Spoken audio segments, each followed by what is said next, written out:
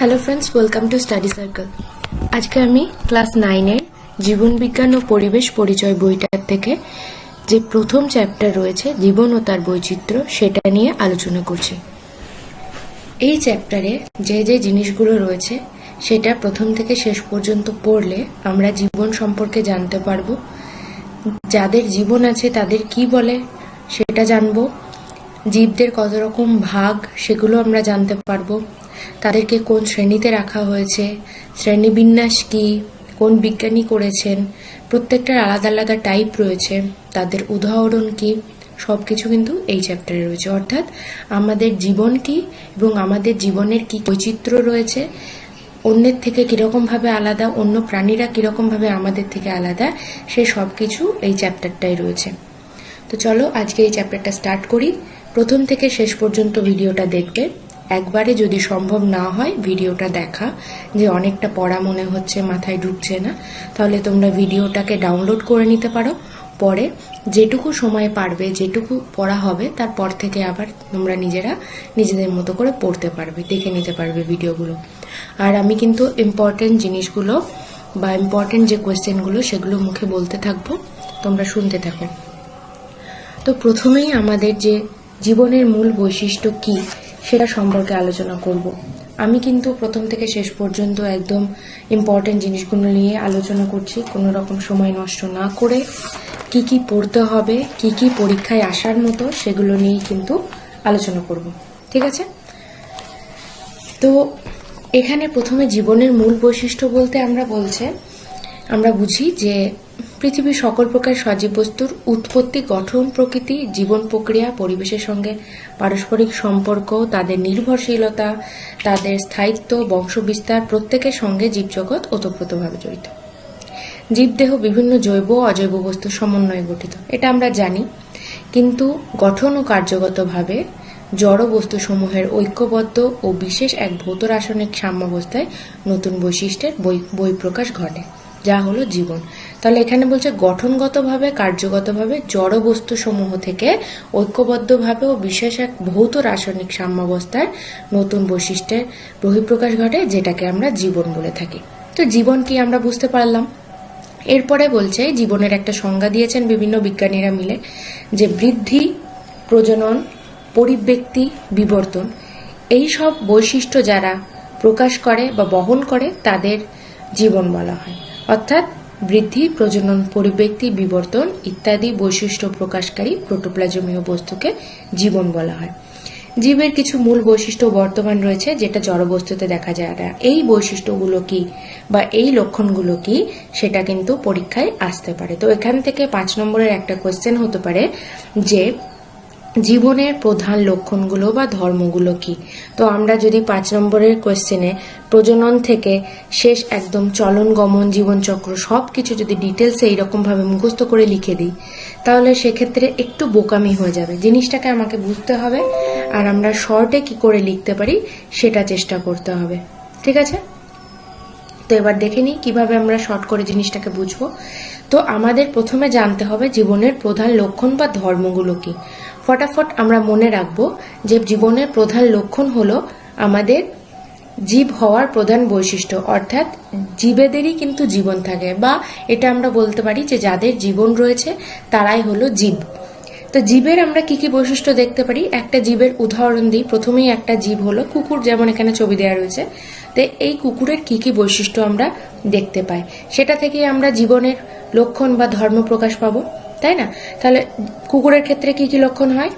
এরা প্রজনন করতে সক্ষম। 2 নম্বর পয়েন্ট কি? এদের বিপাক ঘটে।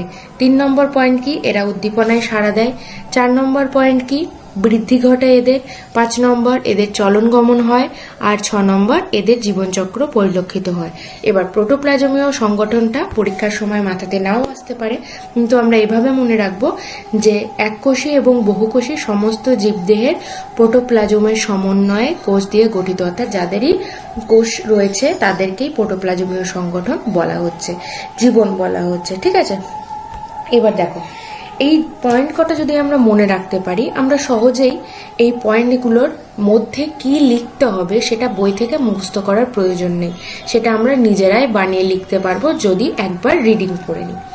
তো প্রজননের সক্ষম বলতে কি বোঝায়, যে প্রত্যেকটা জীব অপত্য জীব সৃষ্টি করে। অর্থাৎ আমরা এত ভালোভাবে না বলে আমরা ডিরেক্ট সহজ সরল ভাষায়, আমরা যেগুলো চলতি ভাষায় বা প্রতিদিন যেগুলোতে যে ভাষায় যেভাবে আমরা কথা বলি সেরকমভাবেই লিখবো যে প্রজননে সক্ষম। এটার পয়েন্ট হবে যে যে সকল জীব বংশ বিস্তার করে বা তাদের অস্তিত্ব বজায় রাখার চেষ্টা করে তাদেরকেই বলা হয় প্রজনন। তো এটা হচ্ছে জীবের একটা লক্ষণ। বিপাক কি? জীবদেহের মধ্যে যে রাসায়নিক বিক্রিয়া ঘটছে সেটাকেই বিপাক বলা হচ্ছে। এই বিপাক আবার দুই প্রকারের। বিপাক সম্পর্কে জানবো। তো যখন আমরা বিপাক পয়েন্টটা লিখবো, বিপাক কি সেটা লিখবো। বিপাক দু ধরনের হতে পারে, একটা হচ্ছে উপচিতি বিপাক বা অ্যানাবলিজম, অপচিতি বিপাক বা ক্যাটাবলিজম। এই দুই ধরনের বিপাক দেখতে পাওয়া যায়। যে ক্ষেত্রে জীবদেহের শুষ্ক ওজন বৃদ্ধি পায় তাদের উপচিতি বিপাক বলে, যে ক্ষেত্রে জীবদেহের শুষ্ক ওজন কমে বা ধ্বংস হয় তাদের অপচিতি বিপাক বলে। তো এই দুটো বিপাক আমরা লিখবো আর উদাহরণ দিয়ে দেবো। উপচিতি বিপাকের উদাহরণ, যে ক্ষেত্রে শুষ্ক ওজন বৃদ্ধি পায়, সালোক সংশ্লেষ পুষ্টি এগুলোর থেকে ওজন বৃদ্ধি পায়। আর অপচিতি বিপাকের ক্ষেত্রে শ্বসন ও রেচনের মাধ্যমে জলের পরিমাণ কমে যায়, বাষ্পীভূত হয়। শ্বসনের মাধ্যমেও কিছু বিপাক ক্রিয়ার মাধ্যমে ধ্বংসাত্মক বা জীবদেহের শুষ্ক ওজন কমে যায়। ঠিক আছে, তো এই দুটো জিনিস আমাদের মনে রাখতে হবে। এরপরে একটা জিনিস এখানে বলেছে, অপচিতি বিপাক অপেক্ষা উপচিতি বিপাক যদি বেশি হয় তাহলে জীবদেহের বৃদ্ধি ঘটে। অর্থাৎ যখন উপচিতি বিপাকের পরিমাণ বেশি হবে অপচিতি বিপাক অপেক্ষা, তখন কিন্তু জীবদেহের বৃদ্ধি ঘটবে। এরপরে যখন সবুজ উদ্ভিদ খাদ্য উৎপন্ন করে ক্লোরোফিলের সাহায্যে এবং সূর্য থেকে সৌরশক্তি শোষণ করে, তখন যে খাদ্যটা তৈরি হয় তার মধ্যে স্থৈতিক শক্তি থাকে। এরপরে এই স্থৈতিক শক্তিটাই যখন আবার শ্বসনের কাজে লাগে, শ্বসনের সময় তখন আবার তাপশক্তি রূপে মুক্ত হয়। এই লাইনগুলো তোমরা ভালো করে শোনো। ফলে জীবদেহের বিভিন্ন জৈবিক ক্রিয়াগুলি নিয়ন্ত্রিত হয়। এবার উদ্দীপনায় সাড়া দেওয়া থেকে আমরা কি বলতে পারি, যে প্রত্যেকটি প্রাণী বা প্রত্যেকটি জীব তারা উদ্দীপনায় সাড়া দিতে পারে। কিভাবে? যেমন লজ্জাপতি গাছের ক্ষেত্রে বলি, আমরা লজ্জাপতির পাতায় যখন হাত দিই তখন তারা উদ্দীপনায় সাড়া দেয়। কিভাবে? গাছের পাতাগুলো মুড়ে যায়। তেমনি আমরা বিভিন্ন প্রাণীদের কোথাও আঘাত লাগলে তারা উদ্দীপনায় সাড়া দেয়, আওয়াজ করে মুখ দিয়ে। কখনো আমরা রাস্তায় হাঁটতে হাঁটতে পায়ে পাথর ফুটে গেলে সেক্ষেত্রে আমরা পা সরিয়ে নিই। এগুলো হচ্ছে উদ্দীপনায় সাড়া দেওয়া। এরপরে প্রোটোপ্লাজমীয় সংগঠন কি? আমি তো বললাম যে এককোষী এবং বহুকোষী সমস্ত জীবদেহের প্রোটোপ্লাজমীয় সমন্বিত কোষ দিয়ে গঠিত। প্রোটোপ্লাজমকে প্রাণের ভৌত ভিত্তি বলা হয়। এক্ষেত্রে একটা কোশ্চেন হতে পারে যে প্রাণের ভৌত ভিত্তি কাকে বলা হয়? প্রোটোপ্লাজমকে প্রাণের ভৌত ভিত্তি বলা হয়। তো বৃদ্ধির ক্ষেত্রে আমরা খাদ্য গ্রহণ করি। যেটা খাদ্য আমরা গ্রহণ করি সেটা বিভিন্ন রকম ভাবে বডিতে যায়, সেটা পাচিত হয়। পাচিত হওয়ার ফলে আমাদের শুষ্ক ওজন বৃদ্ধি পায়। তো আমরা খাবার খাওয়ার পরে আমাদের যে দৈহিক বৃদ্ধি ঘটে, যে মানসিক বৃদ্ধি ঘটে, আমাদের শারীরিক যে হাত পা বডির বাকি অংশ, চুলের বৃদ্ধি, পায়ের বৃদ্ধি, নখের বৃদ্ধি, যেই সব বৃদ্ধিগুলো ঘটছে সেটাকে আমরা বৃদ্ধি বলছি। তো জীবন যখন কেউ একজন জন্ম নিচ্ছে, সে জন্ম থেকে মৃত্যু পর্যন্ত যতদিন বেঁচে থাকবে ততদিন তার বডির কোনো না কোনো অংশের বৃদ্ধি ঘটছে। এই নয় যে সারা জীবন ধরেই তোমার অঙ্গ প্রত্যঙ্গ বৃদ্ধি করছে। হয়তো হাত পা কিছু দিন সময় পর তার বৃদ্ধিটা বন্ধ হয়ে যাবে, কিন্তু আমাদের চুলের বৃদ্ধি কাটার পরেও তো বৃদ্ধি হবে, নখ কাটার পরেও তো নখের বৃদ্ধি হবে। এই জিনিসগুলো ঠিক আছে, সবকিছুই হচ্ছে বৃদ্ধি। চলন আর গমন। এবার হচ্ছে উন্নত জীব, বিশেষ করে প্রাণীরা স্বেচ্ছায় স্থান পরিবর্তন করে। প্রায় সমস্ত প্রকার জীব অঙ্গ প্রত্যঙ্গ সঞ্চালন করতে পারে। এবার সমস্ত প্রকার জীব বলতে আমরা জীবেদের মধ্যে উদ্ভিদকেও ধরি, প্রাণীকেও ধরি। তো উদ্ভিদ তো অঙ্গ প্রত্যঙ্গ সঞ্চালন করে, তাই না? কারণ এক জায়গায় দাঁড়িয়ে থেকেও তাদের গাছের ডাল বড় হয়, পাতা বড় হয়, ফুল হয়, ফল হয়। তো এগুলোই তো তাদের অঙ্গ প্রত্যঙ্গ সঞ্চালন করা। কিন্তু এরা এক স্থান থেকে অন্য স্থানে যেতে পারে না। তো এক্ষেত্রে দুটো জিনিস পেলাম, যে জীব এক জায়গায় স্থির থেকে তাদের অঙ্গ প্রত্যঙ্গ সঞ্চালন করতে পারে সেই ঘটনাটাকে বলা হয় চলন, আর যারা স্বেচ্ছায় এক স্থান থেকে অন্য স্থানে যেতে পারে সেই ঘটনাটাকে বলা হয় গমন। তাহলে চলন কি গমন কি এখানে জানা গেল। এরপরে আসছি জীবনচক্র। জীবের জন্মের পর জীবদেহের বৃদ্ধি পেয়ে পরিণত হয়, প্রজননের মাধ্যমে বংশ বিস্তার করে এবং বার্ধক্য আসে, অবশেষে জীবের মৃত্যু হয়। তো জীবের জন্ম থেকে মৃত্যু পর্যন্ত যে ঘটনাগুলো ঘটে, জন্ম, বৃদ্ধি, বংশ বিস্তার, বার্ধক্য এবং মৃত্যু, এই ঘটনাটাই একটা চক্রাকারে ঘটে, তাই না? জন্ম, তারপর বৃদ্ধি হয়, তারপর বংশ বিস্তার হয়, বার্ধক্য আসে, তারপরে তার মৃত্যু হয়। এবার সেই জীবটাই বেঁচে উঠতে পারে না, কিন্তু তার মৃত্যু হওয়ার পরেও একটা মানুষ জাতিটার তো বৃদ্ধি ঘটছে না। একটা মানুষ মরছে, কিন্তু আর একটা বাচ্চা জন্মগ্রহণ করছে, তারপরে তার বৃদ্ধি হচ্ছে, সে বড় হচ্ছে, তারপরে সে যখন বয়স হবে ধীরে ধীরে তারপরে বৃদ্ধ হয়ে মারা যাবে। এই ঘটনাটাকে জীবনচক্র বলা হয়। এরপরের একটা পয়েন্ট, এখানে আমি এই যে জীবনের মূল বৈশিষ্ট্যের মধ্যে এত কিছু বলে দিলাম, এখান থেকে তোমরা দুটো কোয়েশ্চেন ভালোভাবে পড়ে নেবে। এক হচ্ছে প্রজনন কয় প্রকার, এখানে দেওয়া নেই কিন্তু অন্য বইয়ে আছে, তাই আমি বলে দিচ্ছি যে প্রজনন হলো 3 প্রকার। কি কি? একটা হচ্ছে অঙ্গজ জনন, আর একটা হলো অযৌন জনন, আর একটা হলো যৌন জনন। অঙ্গজ জনন কি হয়? যেমন জবা গাছের শাখাকে ভেজা মাটিতে পুঁতলে নতুন গাছ তৈরি হয়, এটি হলো অঙ্গজ জনন, অর্থাৎ অঙ্গ থেকে সৃষ্টি হয় বলে একে অঙ্গজ জনন বলা হয়। আবার এককোষী অ্যামিবার ক্ষেত্রে সরাসরি কোষ বিভাজিত হয়ে 2টি অ্যামিবার সৃষ্টি হয়, একটা কোষ বিভাজিত হয়ে 2টো অ্যামিবার সৃষ্টি হলো, এটাকে বলছে অযৌন জনন। আর একটা যেটা বললাম যৌন জনন, এক্ষেত্রে 2টি জনন কোষের দরকার হয়, একটা হচ্ছে স্ত্রী দেহ থেকে ডিম্বাণু, আর একটা হচ্ছে পুরুষ দেহ থেকে শুক্রাণু। এই ডিম্বাণু আর শুক্রাণু মিলিত হয়েই তৈরি হয় নতুন জীব, একে বলা হয় যৌন জনন। ঠিক আছে, তাহলে জনন কয় প্রকার, কি কি সেটা একটু তোমরা শুনে নিলে। এবার এটা খাতায় লিখে নিও, আর আমি আবার যখন এই চ্যাপ্টারটার কোয়েশ্চেন উত্তর করাবো তখন তোমাদের আমি ডিটেলসে ভালো করে স্ক্রিনে দেখিয়ে দেবো কোনটাকে কি বলে, কয় প্রকার, সব লেখা থাকবে। ঠিক আছে, তাও তোমরা শুনে নাও। আর একটা কোয়েশ্চেন হলো যে বিপাক কি, বিপাক কয় প্রকার, বিপাকের উদাহরণ, এটা তো বলে দিয়েছি। এরপরে নেক্সট হলো জীব আর জ্বরের মধ্যে পার্থক্য কি কি লক্ষ্য করা যায়। জীব আর জ্বরের পার্থক্য তোমরা নিজেরাও বুঝতে পারছো যে জীব আর জ্বরের মধ্যে পার্থক্য কি কি হতে পারে। বৈশিষ্ট্য থেকেই বলি, জীব প্রজননে সক্ষম, জড় প্রজননে সক্ষম নয়। জীবের উত্তেজিত ধর্ম রয়েছে, জড়দের ক্ষেত্রে উত্তেজিত ধর্ম নেই। জীব বিপাক করতে পারে, জড়ের বিপাক হয় না। জীবের বৃদ্ধি হয়, জড়ের বৃদ্ধি ঘটে না। জীব চলন গমনে সক্ষম আর জড় চলন গমনে অক্ষম। আর জীবদের ক্ষেত্রে শক্তি গ্রহণ ও তার বিপাকে ব্যবহার করতে পারে, আর জড়র ক্ষেত্রে শক্তি ও ব্যবহার কিছুই করতে পারে না। তো এটা গেল জীব ও জড়ের পার্থক্য। তো জীবের ক্ষেত্রে বা জীবনের যে যে বৈশিষ্ট্যগুলো আমরা পড়লাম, এগুলো সবই জীবের মধ্যে ঘটছে, আর জড়ের মধ্যে এগুলো ঘটছে না, এই প্রথম লাইনেই দেওয়া রয়েছে। তো এইগুলোই হয়ে গেল জীব আর জড়ের মধ্যে পার্থক্য। ঠিক আছে, এখানে ছক করে দেওয়া রয়েছে, তোমরা দেখে নেবে। কিন্তু যদি পরীক্ষা এরকম মুখস্থ করে যাও তাহলে ভুলে যাবে, কিন্তু যখন একটুখানি ভেবেচিন্তে পড়বে যে জীবনের মূল বৈশিষ্ট্য কি, আমি এটা পড়ালাম, এখান থেকেই কিন্তু পার্থক্যটা হয়ে গেল, তাই না? এরপরে নেক্সট চলে যাব জীবনের উৎপত্তি। খুব ইম্পর্টেন্ট টপিক এটা, অরিজিন অফ লাইফ। প্রত্যেকটা ক্লাসে এই জিনিসটা থাকে। যখন তোমরা 9 থেকে একেবারে কলেজেও উঠে যাবে, যখন চাকরির পরীক্ষাও দেবে, তখনও কিন্তু অরিজিন অফ লাইফ তোমাদের পিছন ছাড়বে না, এই জিনিসটা কিন্তু সব সময় থাকে। তো এটাকে আমরা প্রথম থেকে জিনিসটাকে ভালোভাবে জানি। তো জীবনের উৎপত্তিটা কিভাবে ঘটলো? জড় বস্তু থেকে 3.7 বিলিয়ন বছর পূর্বে রাসায়নিক উপায়ে প্রাণের সৃষ্টি হয়েছিল। তারপর আদি প্রাণ থেকে নানান ধরনের জীবের অভিব্যক্তি ঘটেছিল। এই যে জীবনটা সৃষ্টি হলো, ওপারিন তিনি বক্তব্য দিলেন যে আদিম পৃথিবীতে সরল যৌগগুলি ধীরে ধীরে অধিকতর জটিল যৌগ সৃষ্টি করেছিল।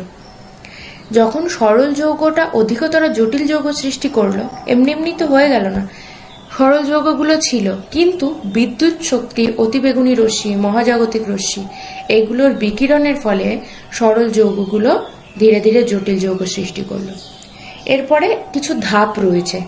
এই জৈব যৌগের উৎপত্তির ধাপগুলো কি? প্রথমে জীবন সৃষ্টি হওয়ার আগের একটা অবস্থা ছিল, তারপরে জীবন সৃষ্টি হওয়ার আগের অবস্থা থেকে কিছু আদি যৌগ তৈরি হলো, তারপরে আদি যৌগ থেকে কোয়াসার্ভেট বা মাইক্রোস্ফিয়ার তৈরি হলো, এই কোয়াসার্ভেট আর মাইক্রোস্ফিয়ার থেকে আবার প্রোটোসেল তৈরি হলো, প্রোটোসেল থেকে তৈরি হলো নানান জীবনের নানা আদি অবস্থা। এবার সেখান থেকে ধীরে ধীরে প্রাণের উদ্ভব হতে থাকলো।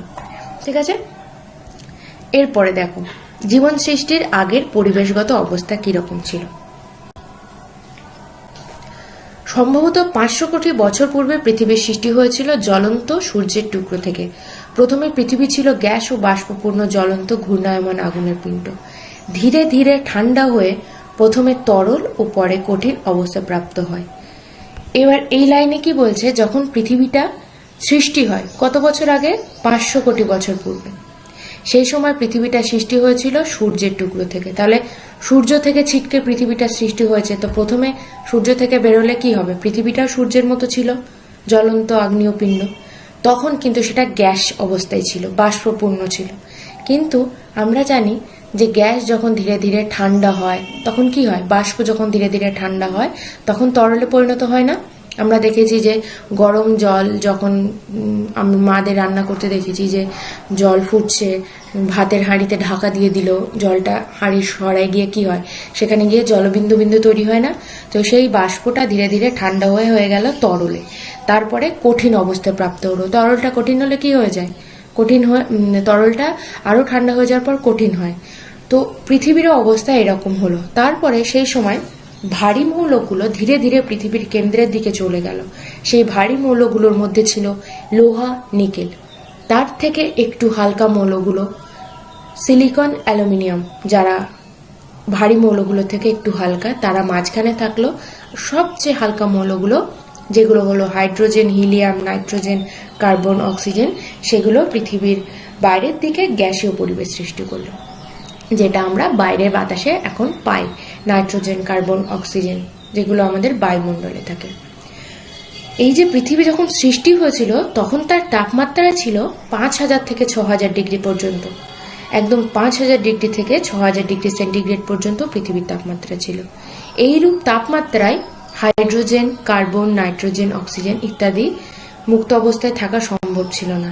তখন এরা বিভিন্ন ধাতব যৌগের সঙ্গে যুক্ত হয়ে কার্বাইড, নাইট্রাইড, অক্সাইড ইত্যাদি তৈরি করেছিল। এক্ষেত্রে কার্বন কার্বাইড গঠন করেছিল, নাইট্রোজেন নাইট্রাইড, আর অক্সিজেন অক্সাইড হিসেবে ছিল। এই যৌগগুলো পরবর্তী সময়ে যখন বিভিন্ন যৌগ তৈরি করলো তখন সায়ানোজেন, মিথেন, জল, অ্যামোনিয়াম সায়ানাইড ইত্যাদি গ্যাসীয় অবস্থায় ছিল এরা।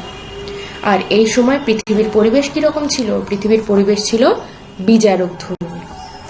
ঠিক আছে।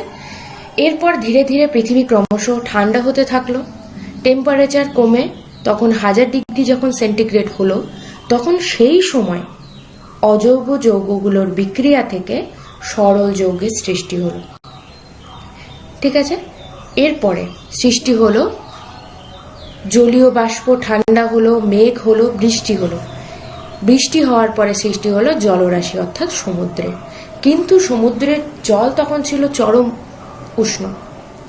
এই উষ্ণ জলে বায়ুমণ্ডলীয় গ্যাসীয় পদার্থ এবং বিভিন্ন খনিজ লবণ আর জৈব যৌগ মিশ্রিত হয়ে তৈরি করলো গরম তরল স্যুপ বা হট ডাইলিউট স্যুপ। তাহলে এখানের কোয়েশ্চেনটা হচ্ছে হট ডাইলিউট স্যুপ কি? পৃথিবীর সৃষ্টির সময় যে টেম্পারেচার ছিল সেটার থেকে ঠান্ডা হয়ে ক্রমশ গ্যাসীয় উপাদানগুলি ঠান্ডা হলো, তরলে পরিণত হলো, তারপরে কঠিনে, তারপরে তৈরি হলো জলীয় বাষ্প থেকে ঠান্ডা হয়ে মেঘ, এবং মেঘ থেকে বৃষ্টি। সেই বৃষ্টির মাধ্যমে তৈরি হলো সমুদ্র। সমুদ্রের জল উষ্ণ ছিল, বায়ুমণ্ডলীয় গ্যাসীয় পদার্থ আর বিভিন্ন খনিজ লবণ ও যৌগ মিশ্রিত হয়ে তৈরি করলো গরম তরল স্যুপ। এরপরে জীবনের যে আদি যৌগ সেগুলো কি ছিল? সকল জৈব যৌগগুলির ঘনীভবন অর্থাৎ পলিমারাইজেশন বিক্রিয়ার দ্বারা নানা জটিল যৌগের উৎপত্তি হলো। সে তখন ছিল carbohydrate, protein, lipid, amino acid, fatty acid, nucleic acid.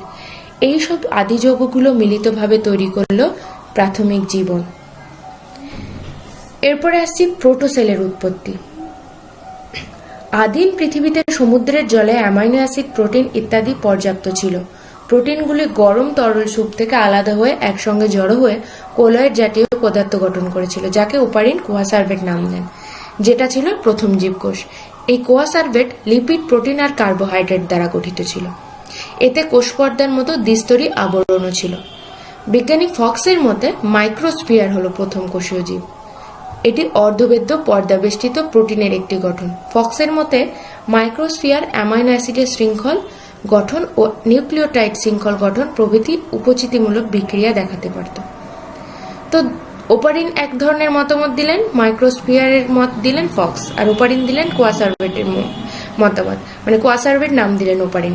তো ওপারিনের মতে কোয়াসার্ভেটের একরকম বৈশিষ্ট্য ছিল, ফক্সের মতে মাইক্রোস্ফিয়ারের একরকম বৈশিষ্ট্য ছিল। এই দুটো বৈশিষ্ট্য তোমরা দেখে নেবে, ঠিক আছে। কোয়াসার্ভেট ছিল প্রথম জীবকোষ, কার মতে? ওপারিনের মতে। এতে ছিল লিপিড, প্রোটিন আর কার্বোহাইড্রেট, আর এটি কোষ পর্দার মতো দ্বিস্তরীয় আবরণ দ্বারা বেষ্টিত ছিল, ওপারিন মনে করতেন।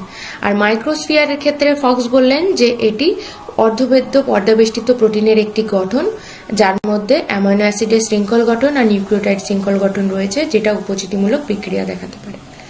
এই কোয়াসার্ভেট আর মাইক্রোস্ফিয়ারের সঙ্গে নিউক্লিক অ্যাসিড যুক্ত হয়ে সৃষ্টি হয়েছিল আদিকোষ বা প্রোটোসেল বা প্রোটোবায়ন্ট। তাহলে এখানে একটা কোশ্চেন চলে আসলো, প্রোটোবায়ন্ট কি বা প্রোটোসেল কি বা আদিকোষ কি?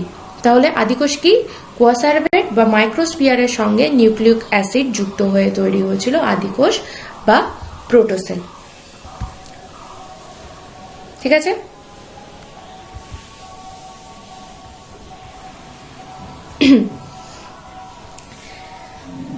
জীবনের নানা আদি অবস্থা। প্রথম উৎপন্ন আদিকোষ ছিল নিউক্লিয়াসবিহীন প্রোক্যারিওটিক কোষ। তাহলে প্রথমে যে প্রোক্যারিওটিক কোষ ছিল সেটা নিউক্লিয়াসবিহীন ছিল। ব্যাকটেরিয়া, নীলাভ সবুজ শৈবাল ইত্যাদি ছিল এই প্রকারের কোষ। তাহলে আমরা জানি যে ব্যাকটেরিয়ার কোষে নিউক্লিয়াসটা সুগঠিত নয়, তাই না? নীলাভ সবুজ শৈবালের কোষে নিউক্লিয়াস সুগঠিত নয়। তো এরা কি ধরনের কোষ? এদের দেহের কোষটা হচ্ছে প্রোক্যারিওটিক প্রকৃতির। প্রোক্যারিওটিক কোষ থেকে সৃষ্টি হয় ইউক্যারিওটিক কোষ বা আদর্শ কোষ। কিন্তু আদর্শ কোষের সবুজ কণার সৃষ্টি হলো। এই ধরনের কোষ থেকে তৈরি হলো উদ্ভিদ প্রাণী, যাদের দুই ভাগে ভাগ করা হয়ে গেল। জীবকে আবার এখানে এসে দুভাগে ভাগ করা হলো।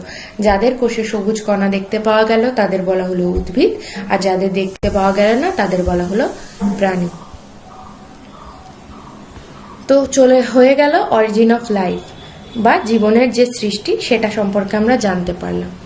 এখান থেকে কিছু কোয়েশ্চেন আমি বলে দিচ্ছি, যেগুলো আমি পরে এই চ্যাপ্টারের কোয়েশ্চেন উত্তরের সময় আলোচনা করব। এখানে কিছু কোয়েশ্চেন হচ্ছে, যেমন কেমোজেনি কি? অজৈব যৌগ থেকে জীবন সৃষ্টির উপযোগী জৈব যৌগের উৎপত্তিকে বিজ্ঞানী ওপারিন কেমোজেনি বলেছিলেন। আরও রয়েছে যে নগ্নজিন কাকে বলে? স্বপ্রজননক্ষম প্রোটিনবিহীন আরএনএ প্রকৃতির পলিনিউক্লিওটাইডগুলিকে নগ্নজিন বলা হয়।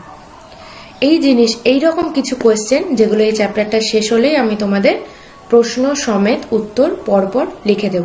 ঠিক আছে? তো আজকের এই যে অরিজিন অফ লাইফটা, এটা হয়ে গেল। এরপরে আমরা যেটা পাবো সেটা হচ্ছে বায়োডাইভার্সিটি। জীবন তো সৃষ্টি হয়ে গেল, এবার জীবন সৃষ্টি হওয়ার পরে যে জীব সৃষ্টি হলো, সেই জীবগুলোকে আমরা চিনব কি করে? কিভাবে তাদের আলাদা করব? সেটার জন্য তৈরি হয়ে গেল বায়োডাইভার্সিটি। তাদের কোথায় তারা বাস করছে, জলে নাকি স্থলে নাকি গাছের উপরে নাকি মাটির নিচে, কোন প্রাণী কিভাবে থাকছে, তাদের বৈশিষ্ট্যের উপর ডিপেন্ড করে, তাদের শারীরিক বৈশিষ্ট্য কিরকম তার উপর ডিপেন্ড করে, বিভিন্ন জীব বৈচিত্র্যের উপর ডিপেন্ড করে এই বায়োডাইভার্সিটি তৈরি হলো। কোথায় কে থাকে না থাকে সবকিছুই আমরা এই বায়োডাইভার্সিটিতে দেখতে পাবো।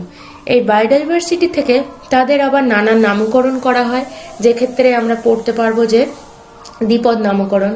তারপরে তাদেরকে বিভিন্ন আলাদা আলাদা রাজ্যে, আলাদা পর্বে, আলাদা শ্রেণীতে ভাগ করা হয়, তাদেরকে বিভিন্ন টাইপে তাদের নামকরণ করা হয়। সব কিছুই কিন্তু এরপরে আমরা দেখতে পাবো।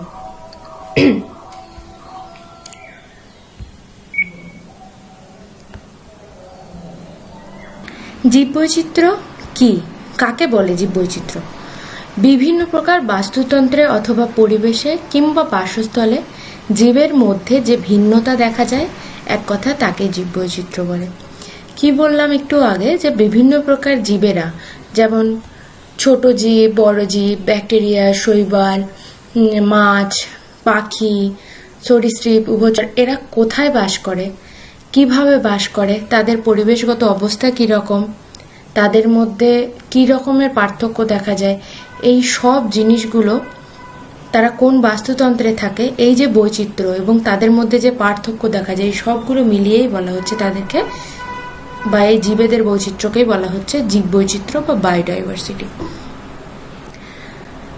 এর মধ্যে আমরা প্রকরণ এবং মিউটেশন দেখতে পারি। মানে জীবেদের যে বৈচিত্র্য হয় সেটা প্রকরণের মাধ্যমে ঘটে আর মিউটেশনের মাধ্যমেও ঘটতে পারে।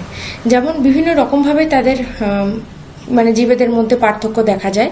এবারে পার্থক্যকে আবার দু রকম ভাবে ভাগ করে দিয়েছে, একটা হচ্ছে প্রকরণের হিসেবে, একটা হচ্ছে মিউটেশনের হিসেবে। প্রকরণ হচ্ছে আমরা জীবদেহের বৈশিষ্ট্যের মধ্যে যে সকল ক্ষুদ্র ক্ষুদ্র পার্থক্য দেখতে পাই তাদের প্রকরণ বা ভেদ বলা হয়। মানে কারোর হয়তো 6টা পা আছে, কারোর 2টো পা আছে, কারোর 4টে পা আছে, কারোর 2টো পা আছে, এইরকম। কেউ আকাশে ওড়ে, কেউ হেঁটে চলে। এই যে জিনিসগুলো আমরা লক্ষ্য করতে পারি এদের প্রকরণ বা ভেদ বা প্রকারভেদ বলা হয়। আর মিউটেশনটা কি?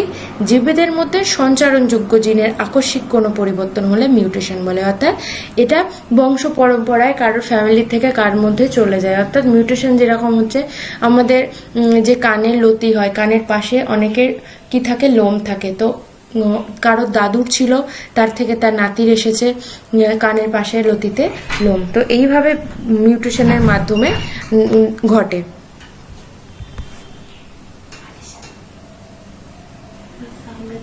কেউ নর্মালি জীবটাকে অনেক রকম শেপ তৈরি করতে পারে।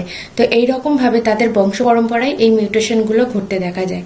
এরপরে যে জীববিদ্যা হলো জীবনের রীতি ও প্রক্রিয়া এবং তার বৈচিত্র্যের অধ্যয়ন। অর্থাৎ এই যে বায়োডাইভার্সিটি বা জীব বৈচিত্র্য, এটা নিয়েও অনেক রকম ভাবে আলোচনা বা পড়াশোনা করা হয়। এগুলোকেও বিভিন্ন শাখায় ভাগ করা হয়েছে। তো এই শাখাগুলোর নাম আমরা যেমন বলছি উদ্ভিদ বিজ্ঞান, প্রাণী বিজ্ঞান, এদের আলাদা আলাদা নামে ভাগ করা হয়েছে। উদ্ভিদ বিজ্ঞানকে বোটানি, প্রাণী বিজ্ঞানকে জুলজি, এরকম বলা হয়। এইরকম ভাবে বিভিন্ন রকম আরো ভাগ রয়েছে যেগুলোকে এখানে লেখা রয়েছে। জীব রসায়ন, আণবিক জীববিদ্যা, অনাক্রমবিদ্যা, বংশগতিবিদ্যা, কলাবিদ্যা, শারীরবিদ্যা, শারীরস্থান, বাস্তববিদ্যা, এরকম নানান রকম শাখায় ভাগ করা হয়েছে। এবার এই জীববিদ্যাটা কেন পড়বো, আমরা কেন জীববিদ্যা পড়াচ্ছি, কেন জীবন বিজ্ঞান সম্পর্কে তোমাদের জানাচ্ছি, সেটার কারণটা কি? এবার তোমরা বলবে যে আমরা ধরো নতুন একটা প্রাণী দেখালাম তোমাদেরকে স্ক্রিনে, যে এই প্রাণীটা কি বলো, তোমরা আগে কখনোই দেখোনি। তারপরে বললাম আমরা যেমন মানুষ, আমরা হাতে করে খাই, তো তোমরা দেখেছো কাঠবিড়ালিকে হাতে করে খেতে? তো এখন যদি তোমাদেরকে দেখায় যে একটা কাঠবিড়ালি কিভাবে বাস করে, কাঠবিড়ালির ঘরটা কিরকম ভাবে হয়, কাঠবিড়ালির ঘর কে তৈরি করে, এই যে জিনিসগুলো তোমাদের যখন দেখাবো তোমরা তো মন দিয়ে দেখবে, তাই না? তো এইরকম ভাবে জীবেদের সম্পর্কে যখন আমরা জানতে চাই তখন তাদের সম্পর্কে আমাদের আস্তে আস্তে মনের মধ্যে আরো কৌতূহল তৈরি হয় যে এই জীবটাকে এরকম দেখতে, হাঁটে কি করে, হয়তো কারোর 2টো পা, সে কি দাঁড়াতে পারে, সে হাঁটে নাকি ওড়ে? পাখিদের পা আছে, তাও পাখিরা ওড়ে, কিভাবে ওড়ে? পাখিদের অনেক পাখি আছে যারা মুখের ভিতরে করে গলায় খাবার নিয়ে যায়। সেই জিনিসগুলো তো আমরা জানতে পারি, তাই না? তো এতে আমাদের মধ্যে আরো আগ্রহ তৈরি হয়। কিছু জীবকে আমরা চোখে দেখতে পাই না, সেগুলোকে আমরা মাইক্রোস্কোপের নিচে দেখি। তো সেই জীবটাকে দেখার আমাদের আগ্রহ তৈরি হয় যে ব্যাকটেরিয়ার দ্বারা আমরা আক্রান্ত হচ্ছি বা যে ভাইরাসের দ্বারা আমরা আক্রান্ত হয়ে আমাদের রোগ হচ্ছে, সেই ভাইরাসটাকে দেখতে কিরকম। এই জিনিসগুলোকে আমরা গবেষণা করি, আমরা প্র্যাকটিক্যাল রুমে গিয়ে দেখতে পাই, স্কুলে লাইব্রেরিতে যে বই দেখতে পাই প্র্যাকটিক্যালের, সেই জিনিসগুলোই আমরা প্র্যাকটিক্যাল করি, তারপরে আমরা দেখতে পাই। তো এই জিনিসগুলোর প্রতি কৌতূহল তৈরি হওয়া, মানুষকে আরো সচেতন করে তোলা যে হ্যাঁ, আমরা যেটাকে চোখে দেখতে পাই না সেটার দ্বারাও আমাদের ক্ষতি হতে পারে, সাবধানে আমরা থাকতে হবে, মশার আক্রমণ থেকে আমাদের বাঁচতে হবে, রোগবাগ থেকে আমাদের দূরে থাকতে হবে। এই সমস্ত জিনিসগুলোকে জানার জন্য কিন্তু আমাদের জীববিজ্ঞান পড়তে হবে। তার জন্য আমাদের দূষণ প্রতিরক্ষা করতে হবে, মানে দূষণকে রোধ করতে হবে, আমাদের রোগ প্রতিরোধের জন্য ক্ষমতা তৈরি করতে হবে, আশেপাশের পরিবেশটাকে ভালো রাখতে হবে। এই সব বিষয়ে জ্ঞান লাভের জন্য, অন্যদেরকে জানানোর জন্য আমাদের জীববিদ্যা পড়তে হবে। এবার আমি যে তোমাদেরকে পড়াচ্ছি সেই জিনিসটা তোমরা জানছো, এটা জানার পরে তোমরা আরো যারা জানে না ছোটদেরকে বলবে, ছোটরা তোমাদেরকে জিজ্ঞেস করবে, তোমাদের কারো যদি ভাই বোন থাকে তারা তোমাদেরকে জিজ্ঞেস করবে, তখন তোমরা তাদেরকে বলতে পারবে। এইভাবে আমরা ধীরে ধীরে জীববিদ্যা সম্পর্কে জানতে পারি, একজনের কাছ থেকে আরেকজন, আরেকজনের কাছ থেকে আরেকজন, এইভাবে শিক্ষাটা আমরা পেয়ে যাই। ঠিক আছে? এরপরে আমরা যেটা দেখব সেটা হলো জীববিদ্যার প্রয়োগ কোথায় কোথায় হয়। এইখানে যে বিভিন্ন জীববিদ্যার ক্ষেত্রে সঙ্গে বিজ্ঞানের অন্যান্য শাখার যে জ্ঞানের সংযুক্তি, এটা আমি পড়ালাম না, কারণ এখান থেকে তেমন কিছু কোয়েশ্চেন আসার মতো নেই। শুধুমাত্র এটা বলা রয়েছে যে জীববিদ্যার সঙ্গে পদার্থবিদ্যারও সম্পর্ক রয়েছে, যেটাকে আমরা বলি ফিজিক্স, তাই না, ফিজিক্যাল সায়েন্স। তো 9-এ উঠেছো, ফিজিক্যাল সায়েন্স কি তোমরা জানছো। তো এখানে জীববিদ্যার সাথে কি সম্পর্ক রয়েছে? এই যে আমরা বায়োমলিকিউলগুলো, যেগুলো আমরা বললাম সরল যৌগ থেকে জটিল যৌগের সৃষ্টি ঘটলো কিসের মাধ্যমে? বিক্রিয়ার মাধ্যমে। তো এটা কিসের বিক্রিয়া? মানেই আমরা জানি রসায়ন, কেমিস্ট্রি, তো সেটা বায়োকেমিস্ট্রি হয়, যে বিজ্ঞানের সঙ্গে রসায়নের সম্পর্ক রয়েছে। এই যে ভর, ভার, বৃদ্ধি, ওজন, এই জিনিসগুলো আমরা কিসে পড়ি? পদার্থবিদ্যায় পড়ি। তো জীববিদ্যার সাথে জীবের যে ওজন, জীবের যে ভার, এটা যদি পদার্থবিদ্যার সাথে কানেক্ট না করা যায় তাহলে আমরা বুঝবো কি করে যে জীবের ওজন কতটা? তেমনি এটা ওজনটা জানতে গেলেও আমাদের ক্যালকুলেশন করতে হয়, তো ম্যাথের সঙ্গেও জীবের সম্পর্ক রয়েছে। এই রকম প্রত্যেকটা জিনিসের সঙ্গে জীবনবিজ্ঞানের সম্পর্ক রয়েছে, সেটা এখানে বলছে। আমরা জীববিজ্ঞানের প্রয়োগ কোথায় কোথায় করব? জীববিদ্যার প্রয়োগ করব কৃষিকার্যে, অবশ্যই। কারণ কৃষিকার্যে যদি আমরা জীববিদ্যা প্রয়োগ করতে পারি তাহলে আরও ভালো জাতের ফসল উৎপন্ন হবে, আরও আমরা কম সময়ে অনেক ফসল উৎপন্ন করতে পারবো। জনসংখ্যা যে হারে বৃদ্ধি পাচ্ছে, লোকজনের সংখ্যা যে হারে বৃদ্ধি পাচ্ছে, খাবারের তো কমতি হয়ে যাবে, তাই না? সকলে তো খাবার পর্যাপ্ত পরিমাণে পাবে না। তার জন্য আমাদের কি করতে হবে? যাতে কম সময়ে আমরা ফসল উৎপন্ন করতে পারি, তার জন্য আমাদের এই জীববিদ্যা প্রয়োগের সাহায্য নিতে হবে। কি সাহায্য নিতে পারবো আমরা? উচ্চ ফলনশীল বীজের সাহায্য নিতে পারবো। যে ক্ষেত্রে হয়তো ধানটা 6 মাস ধরে হতো, সেক্ষেত্রে 3 মাসের মধ্যে ফলন হয়ে যাবে। যে ক্ষেত্রে যে ফলটা 1 বছর সময় লাগতো পাকতে, সেই 1 বছরের মধ্যে হয়তো ফলটা অনেক কবার আমরা 1 বছরে সেই ফলটাকে পেতে পারি। এই রকম ভাবে জীববিদ্যার প্রয়োগ করা হয় খাদ্যের ক্ষেত্রে, কৃষিকার্যের ক্ষেত্রে। আবার কি, আমরা যে মাংস খাই, পোলট্রির মাংস, সেই পোলট্রি চাষ করা হয়। এবার ধরো 10টা পোলট্রি চাষ করা হলো, যে একটা মুরগি 30 দিনে বড় হচ্ছে, ধীরে ধীরে ছোট থেকে বড় হচ্ছে, তারপরে আরো বড় হচ্ছে, 3 মাস সময় লেগে যাচ্ছে। এই 3 মাসের মধ্যে 10টা মুরগি যদি সমান রেটে বাড়ে, তাহলে 3 মাস পর আমরা মাংস পাবো। তাহলে মাংসের চাহিদা আমাদের কিভাবে পূরণ হবে?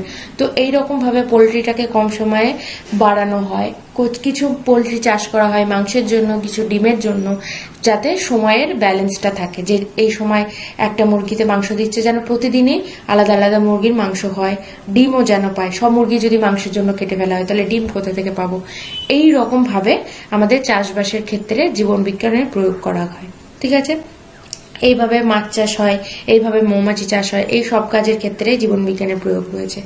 এখানে একটা কোয়েশ্চেন হচ্ছে যে মাছ চাষকে বলা হয় পিসিকালচার আর মৌমাছি প্রতিপালনকে বলা হয় এপিকালচার। এটা তোমরা শুনে নিলে। এগুলো কিন্তু তোমাদের যখন কোয়েশ্চেন অ্যান্সার করাবো তখন আবার বলে দেবো। এরপরে চিকিৎসা বিজ্ঞানে তো আমরা জানি যে অবশ্যই চিকিৎসা বিজ্ঞানে জীবন বিজ্ঞানের প্রয়োগের খুবই গুরুত্বপূর্ণ ভূমিকা রয়েছে। সেক্ষেত্রে আমাদের কিছু কোয়েশ্চেন আসার মতো জিনিস হলো যে জীব প্রযুক্তির সাহায্যে রোগ নির্ণয়কারী বিভিন্ন যন্ত্র যেমন সৃষ্টি করা হচ্ছে, তেমনি বিভিন্ন জীবদায়ী অ্যান্টিবায়োটিকও সৃষ্টি করা হয়। যেমন penicillin, streptomycin, chloromycin, erythromycin, azithromycin, এগুলো প্রস্তুত করা হয়। এগুলো কি? অ্যান্টিবায়োটিক। তাহলে পরীক্ষায় আসতে পারে যে কিছু অ্যান্টিবায়োটিকের নাম লেখো, বা পেনিসিলিন কি, ঠিক আছে, এই ধরনের কোয়েশ্চেন আসতে পারে। তো এই অ্যান্টিবায়োটিকগুলোর নাম তোমরা মনে রাখবে। আর বিভিন্ন প্রাণীদের থেকেও নানা রকম ওষুধ তৈরি করা হয়। কিভাবে? যেমন পাগলা কুকুরে কামড়ালে আমরা ওষুধটা কোথা থেকে পাবো? সেই কুকুরের লালা থেকে কিন্তু ওষুধ তৈরি করা হবে, যেটার নাম হলো হাইড্রোফোবিনাম। আর সাপের বিষ থেকেই সাপের কামড়ানে সেটার অ্যান্টিভেনাম তৈরি হয়। সেটাকে এই যে সাপের বিষ থেকে যেটা তৈরি হয় অ্যান্টিভেনাম সিরাম, সেটাই থেকেই কিন্তু সাপে যদি কামড়ায় কাউকে, তার ওষুধ হিসেবে সাপের বিষ থেকে ওষুধ তৈরি করা হয়।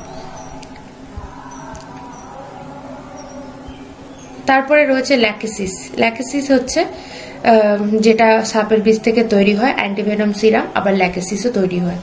এইভাবে ভাইরাস ও ব্যাকটেরিয়া জনিত রোগের ভ্যাকসিন, টিকা আবিষ্কারের ফলে রোগ প্রতিরোধ করা সম্ভব হয়েছে। বিশেষ করে দুরারোগ্য ব্যাধি cholera, typhoid, diphtheria, tetanus, polio, hepatitis B প্রভৃতি ভ্যাকসিন আবিষ্কার করতে পেরেছে মানুষ। এখানে একটা ইম্পর্টেন্ট টপিক হচ্ছে মহাকাশ গবেষণায় জীববিদ্যা কিভাবে গুরুত্বপূর্ণ, জীববিদ্যার প্রয়োগ আমরা কিভাবে করব। এটা কিন্তু শুধু কোয়েশ্চেন আসতে পারে 2 নম্বরের কিংবা 3 নম্বরের, যে মহাকাশ গবেষণায় আধুনিক জীববিদ্যার প্রয়োগ আমরা কিভাবে করব। জীববিজ্ঞানের জ্ঞান থেকে মহাকাশচারীরা মহাকাশযানে এককোষী শৈবাল ক্লোরেল্লাকে রাখেন। তো এই শৈবাল কি করে? সালোক সংশ্লেষ চালানোর সময় মহাকাশযান থেকে CO2 শোষণ করে এবং অক্সিজেন পরিত্যাগ করে। সেই অক্সিজেনটা মহাকাশযানে মহাকাশচারীদের অক্সিজেনের সরবরাহ দেয়। ঠিক আছে? অন্যান্য ভূমিকা কি? কাজে লাগিয়ে সমুদ্র বিজ্ঞানে, তেল সন্ধানে, বন্যা ও ভূমিক্ষয় রোধে, মানুষ প্রজনন বিদ্যায়, শিল্প উদ্যোগে জনস্বাস্থ্য রক্ষায়, পরজীবী তত্ত্বে, জনবিস্ফোরক রোধে প্রভৃতির উন্নতি সাধন ঘটেছে এই আধুনিক জীববিদ্যার প্রয়োগের ফলে। এখান থেকে 5 নম্বরের কোয়েশ্চেন আসতে পারে যে আধুনিক জীববিদ্যার প্রয়োগ সম্পর্কে লেখো। তো তোমরা এখানে দেখে নিয়েছো কৃষিকার্যে কি কি রয়েছে। উচ্চ ফলনশীল বীজের ক্ষেত্রে উচ্চ ফলনশীল ধান, তারপরে হচ্ছে ধানের নামগুলো পড়বে, উচ্চ ফলনশীল ধান কি কি, উচ্চ ফলনশীল গমের নামগুলো পড়বে। একবার দাগিয়ে দিচ্ছি আমি। উচ্চ ফলনশীল ধান হলো IR8, IR20, পুষা, জয়া, জগন্নাথ। উচ্চ ফলনশীল গমের নাম সোনালিকা, কল্যাণসরা, জনক। ভুট্টার মধ্যে বিক্রম। এই 3টে নাম তোমরা পড়ে নেবে, 3টে জিনিসের নাম, বিক্রম, জহর, সোনা ইত্যাদি। ঠিক আছে, এগুলো একটু পড়ে নিও। এরপরে আমাদের যে টপিকটা আসছে সেটা হলো জীবনের নানান বৈচিত্র্য এবং তাদের শ্রেণীবিন্যাস, তাদের নামকরণ, যেটাকে আমাদের শ্রেণীবিন্যাসকে বলা হয় ট্যাক্সোনমি। অর্থাৎ এই যে আমরা জীববৈচিত্র্য দেখতে পেলাম, তাদেরকে কোন স্থানে রাখা হবে। যেমন আমরা বলি এককোষী শৈবাল, তারপরে এককোষী ব্যাকটেরিয়া, এরা এককোষী প্রোক্যারিওটিক কোষ থাকে। তারপরে আমাদের ইউক্যারিওটিক কোষ তৈরি হয়, যারা বহুকোষী এবং আদর্শ কোষ অনেকেই রয়েছে। তো এইভাবে প্রত্যেকটাকে আলাদা আলাদা আমরা কিভাবে করতে পারি, এই শ্রেণীবিন্যাসের মাধ্যমে করতে পারি, তাদের শনাক্তকরণ করে করতে পারি, তাদের আলাদা আলাদাভাবে চিনে নিতে পারি। এই যে নিয়ম নীতি, এদেরকে আলাদাভাবে চেনা, তাদের শনাক্ত করে, এটাকেই বলা হচ্ছে ট্যাক্সোনমি বা বিন্যাসবিধি। তাহলে ট্যাক্সোনমির সংজ্ঞাটা কি? জীববিজ্ঞানের যে শাখায় জীবের নামকরণ, শনাক্তকরণ এবং শ্রেণীবিন্যাস পদ্ধতি আলোচনা করা হয় তাকে ট্যাক্সোনমি বা বিন্যাসবিধি বলে। এই ট্যাক্সোনমি শব্দটি অগাস্টিন পি দ্য ক্যান্ডল ব্যবহার করেছেন। আর ট্যাক্সোনমি দুটি গ্রিক শব্দ অর্থাৎ ট্যাক্সিস ও নোমোস থেকে উদ্ভূত হয়েছে। ট্যাক্সিস কথার অর্থ হলো বিন্যাস আর নোমোস কথার অর্থ হলো বিধি। লিনিয়াসের পূর্বে ট্যাক্সোনমির ক্রমবিকাশের একটা ইতিহাস রয়েছে, যেখানে একটা সুন্দর ইতিহাস রয়েছে, যেটা তোমাদের জানা উচিত যে বৈদিক সাহিত্যে প্রায় 740টা উদ্ভিদ ছিল এবং 250টি প্রাণীর উল্লেখ করা হয়েছিল। সেক্ষেত্রে ছান্দোগ্য উপনিষদে শ্রেণীবিন্যাস করার প্রয়োগ লক্ষ্য করা যায়।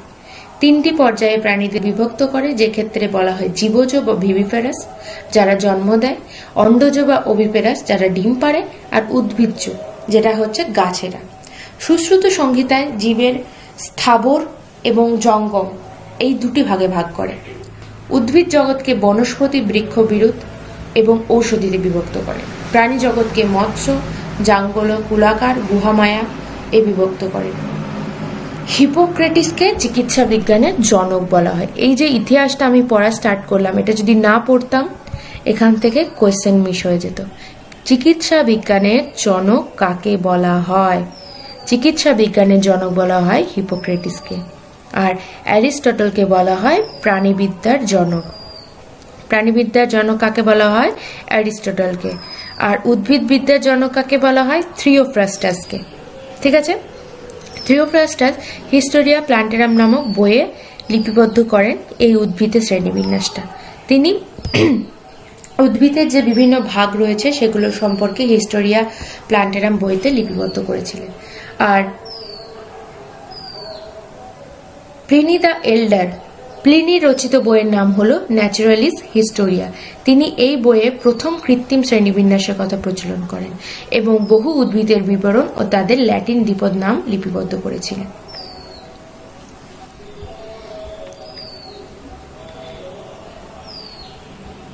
ক্যারোলাস লিনিয়াস সজীব বস্তুদের উদ্ভিদ ও প্রাণীরাজ্যে বিভক্ত করেন। তিনি প্রতিটি রাজ্যকে একাধিক পর্বে, প্রতিটি পর্বকে একাধিক শ্রেণীতে এবং শ্রেণী থেকে বর্গে এবং বিভিন্ন ভাগে ভাগ করেন। তার লেখা স্পিসিস প্ল্যান্টেরাম গ্রন্থে প্রায় 5900টি উদ্ভিদ প্রজাতি এবং সিস্টেমা ন্যাচুরি নামক গ্রন্থে প্রায় 4200টি প্রাণী প্রজাতির কথা উল্লেখ করেন। এবার এখান থেকে কোশ্চেন হতে পারে স্পিসিস প্ল্যান্টেরাম বইটি কার লেখা, সিস্টেমা ন্যাচুরি বইটি কার লেখা এবং এতে কোন ধরনের প্রজাতির কথা উল্লেখ করা রয়েছে। তো সবাই তোমরা বুঝতে পারছো যে ক্যারোলাস লিনিয়াসের লেখা স্পিসিস প্ল্যান্টেরামে উদ্ভিদ প্রজাতির কথা বলা হয়েছে, আর ক্যারোলাস লিনিয়াসের লেখা সিস্টেমা ন্যাচুরিতে প্রাণী প্রজাতির কথা উল্লেখ করা হয়েছে। আর ক্যারোলাস লিনিয়াসই কিন্তু প্রথম প্রাণী ও উদ্ভিদের দ্বিপদ নামকরণ প্রচলন করেন। তাহলে দ্বিপদ নামকরণের প্রচলন কে করেছিলেন? বিজ্ঞানী ক্যারোলাস লিনিয়াস। তাকে কিন্তু বিন্যাস বিধির জনকও বলা হয়ে থাকে। ট্যাক্সোনমির উপাদানগুলো কি আমি বলে দিলাম। ট্যাক্সোনমি কাকে বলে? যে ক্ষেত্রে শনাক্তকরণ, নামকরণ, শ্রেণীবিন্যাস প্রক্রিয়া করে একটা জীবের বৈশিষ্ট্য প্রকাশ করা হয় বা একটা জীবকে অন্য জীবের থেকে আলাদা করা হয়, তাকেই ট্যাক্সোনমি বলা হয়। তো ট্যাক্সোনমির উপাদান হিসেবে এটাই থাকবে, শনাক্তকরণ করতে হবে, তাকে নামকরণ করতে হবে, তার শ্রেণীবিন্যাস করতে হবে, এটাই তাদের উপাদান। ট্যাক্সোনমির গুরুত্ব কি? বুঝতেই পারছো, ট্যাক্সোনমির গুরুত্ব যদি না থাকে তাহলে প্রত্যেকটা জীবকে আমরা একে অপরের থেকে চিনতে পারবো না। ট্যাক্সোনমির জ্ঞান থেকে জীবের পূর্বপুরুষ সে অনুন্নত ছিল নাকি উন্নত ছিল, তাদের বিবর্তনের ধারা কিভাবে ঘটেছে, একটা প্রাণী থেকে আরেকটা প্রাণী কিভাবে আসলো সে সম্পর্কে জানতে পারতাম না। তাহলে এই জিনিসগুলো জানার গুরুত্ব রয়েছে ট্যাক্সোনমিতে জানতে গেলে। ট্যাক্সোনমি জানার জন্য আমাদের এই জিনিসগুলো জানতে হবে, অর্থাৎ ট্যাক্সোনমির ফলে কিন্তু আমরা প্রত্যেকটা জীবের সম্পর্কে জানতে পারছি। এই যখন ট্যাক্সোনমির থেকে আমরা জীবের সম্পর্কে জানতে পারছি, তো তাদেরকে বিভিন্ন ধাপে ভাগ করা হয়েছে। এই প্রত্যেকটা ধাপকেই বলা হচ্ছে এক একটা হায়ারার্কি, অর্থাৎ বিজ্ঞানী ক্যারোলাস লিনিয়াস এই হায়ারার্কি বা প্রত্যেকটা ধাপে বিভিন্ন জীবকে সর্বনিম্ন স্তর থেকে সর্বোচ্চ স্তরে অন্তর্ভুক্ত করেন বলে এর নাম হয়েছে লিনিয়ার হায়ারার্কি। এই লিনিয়ার হায়ারার্কি তিনি ক্যারোলাস লিনিয়াস তার সিস্টেম ন্যাচুরিতে ট্যাক্সোনমি হায়ারার্কি প্রকাশ করেছিলেন। হায়ারার্কিয়াল শ্রেণীবিন্যাসে তিনি 7টি ধাপের কথা বলেন, যেখানে ছিল সর্বপ্রথম বা সবার উপরে রাজ্য, তারপরে ছিল পর্ব বা ফাইলাম, তারপরে শ্রেণী বা ক্লাস, তারপরে বর্গ বা অর্ডার, তারপরে গোত্র বা ফ্যামিলি, এবং তারপর গণ বা জেনাস, আর তারপরে প্রজাতি বা স্পিসিস। এখানে আম গাছের হায়ারার্কির কথা বলা রয়েছে আর মানুষের হায়ারার্কির কথা বলা হয়েছে। আম গাছের রাজ্য হচ্ছে উদ্ভিদ রাজ্য, বিভাগ হচ্ছে গুপ্তবীজী উদ্ভিদেরা, শ্রেণী বিভাগ হচ্ছে এদের দ্বিবীজপত্রী এরা, বর্গ স্যাপেন্ডেলিস, গোত্র অ্যানাকর্ডিয়াসি, গণ ম্যাঙ্গিফেরা, প্রজাতি ইন্ডিকা। তাহলে এরা ভারতীয় প্রজাতি, তাই এদের নাম হলো ইন্ডিকা। তো গণের ক্ষেত্রে যত রকমের আম রয়েছে সকলকেই আমরা ম্যাঙ্গিফেরা বলে থাকি। তো প্রজাতির ক্ষেত্রে এরা ইন্ডিয়ার প্রজাতি বলে এদের ইন্ডিকা বলা হয়। অনেক সময় গণটাকেও আবার আলাদা করা হতে পারে। মানুষের হায়ারার্কি বা শ্রেণীগত অবস্থান। মানুষের ক্ষেত্রে প্রাণী বা রাজ্য অ্যানিমেলিয়া, পর্ব কর্ডাটা, শ্রেণী স্তন্যপায়ী, বর্গ প্রাইমেটস, গোত্র হোমিনিডি, গণ হোমো, আর প্রজাতি সেপিয়েন্স। হোমো থেকে আমরা জানতে পারবো যেটা মানব জাতির কথা বলা হচ্ছে। এরপরে আমরা যে জিনিসটা দেখব সেটা হলো দ্বিপদ নামকরণ কি।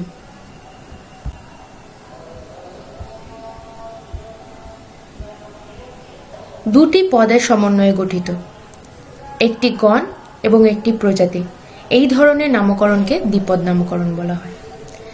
যেমন হচ্ছে মটর গাছের দ্বিপদ নামকরণ হলো পিজাম স্যাটিভাম বা পিজাম স্যাটিভাম। গণ এক্ষেত্রে গণ হলো পিজাম এবং স্যাটিভাম হলো প্রজাতি। বিজ্ঞানী ক্যারোলাস লিনিয়াস সর্বপ্রথম জীবের দ্বিপদ নামকরণ প্রবর্তন করেন, এটা একটু আগেও পড়েছি। এবার এই যে নামকরণ আমরা করছি এটা এমনি এমনি লিখে দিলে হবে না, এই নামকরণ লেখারও নিয়ম রয়েছে, আবার নামকরণ তৈরি করারও নিয়ম রয়েছে। তো কোনো জীব বা কোনো প্রাণী বা উদ্ভিদের নামকরণ যখন করা হবে তখন এই নিয়ম মেনেই কিন্তু করা হবে। এবার দেখো নিয়মগুলো কি কি। প্রথমে বলছে কোন কোন গোত্রের অন্তর্ভুক্ত একাধিক গণ বা একই গণের অন্তর্ভুক্ত একাধিক প্রজাতির নাম ভিন্ন হবে। যদি কোনো গোত্রের একাধিক গণ থাকে তাহলে তাদের গণ কিন্তু আলাদা হবে, একই গণের অন্তর্ভুক্ত একাধিক প্রজাতির নামও কিন্তু আলাদা হবে। এক্ষেত্রে যেমন পিজাম ছিল, পিজাম স্যাটিভাম, পিজামটা ছিল গণ আর স্যাটিভামটা ছিল প্রজাতি। যদি মটর গাছের অনেক গণ থাকে তাহলে মটর গাছের ক্ষেত্রে গণটাকেও আলাদা করা হবে। আর এই মটর গাছের যদি একাধিক প্রজাতি থাকে, যেমন হচ্ছে যদি মটর গাছের পিজাম স্যাটিভাম ছিল তো প্রত্যেকটা মটর গাছের নাম পিজাম হবে, কিন্তু স্যাটিভামের জায়গায় কিন্তু অনেক অন্য নাম হতে হবে যদি একাধিক প্রজাতি থাকে। যেরকম একটা উদাহরণ দিয়ে বলি,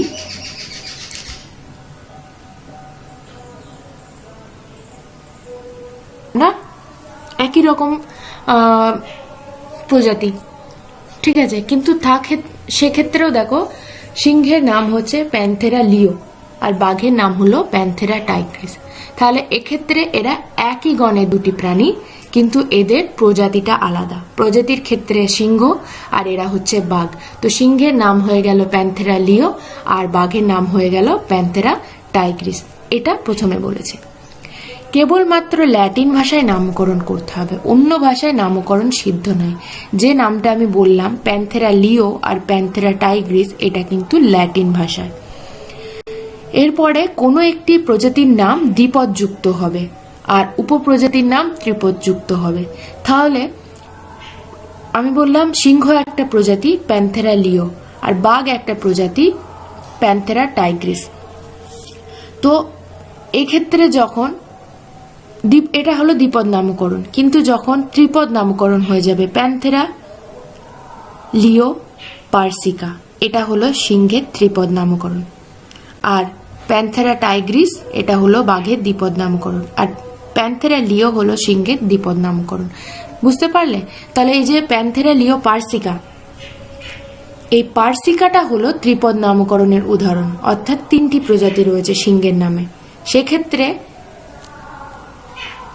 প্রজাতি হচ্ছে প্যান্থেরা লিও, মানে প্রজাতিটা হচ্ছে লিও আর উপপ্রজাতিটা হবে পার্সিকা। ঠিক আছে? গণের নামের প্রথম অক্ষর বড় হরফে এবং প্রজাতির নাম ছোট হরফে লিখতে হবে, কিন্তু ত্রিপদ নামকরণ হলে যদি উপপ্রজাতি থাকে উপপ্রজাতির নামটাও ছোট হরফে লিখতে হবে। ঠিক আছে? যেমন দেখে নাও, প্যান্থেরা লিও, পিটা বড় হাতের, এটা হচ্ছে গণ, লিও হচ্ছে এলটা ছোট হাতে, এটা প্রজাতি। লিনিয়াসটা উপপ্রজাতি নয়, লিনিয়াসটা বিজ্ঞানীর নাম, প্রয়োজনে বিজ্ঞানীর নাম দিতে হয়। কিন্তু যদি এখানে প্যান্থেরা লিও পার্সিকা থাকতো তাহলে প্যান্থেরার পিটা বড় হাতের, লিওটার এলটা ছোট হাতের, পার্সিকার পিটাও ছোট হাতের হতো। তো বোঝাতে পারলাম সিংহের বিজ্ঞানসম্মত নাম লিনিয়াস করেছিলেন বনে তার নামটা লিনিয়াস হিসেবে পিছনে লিখে দেওয়া হয়েছে।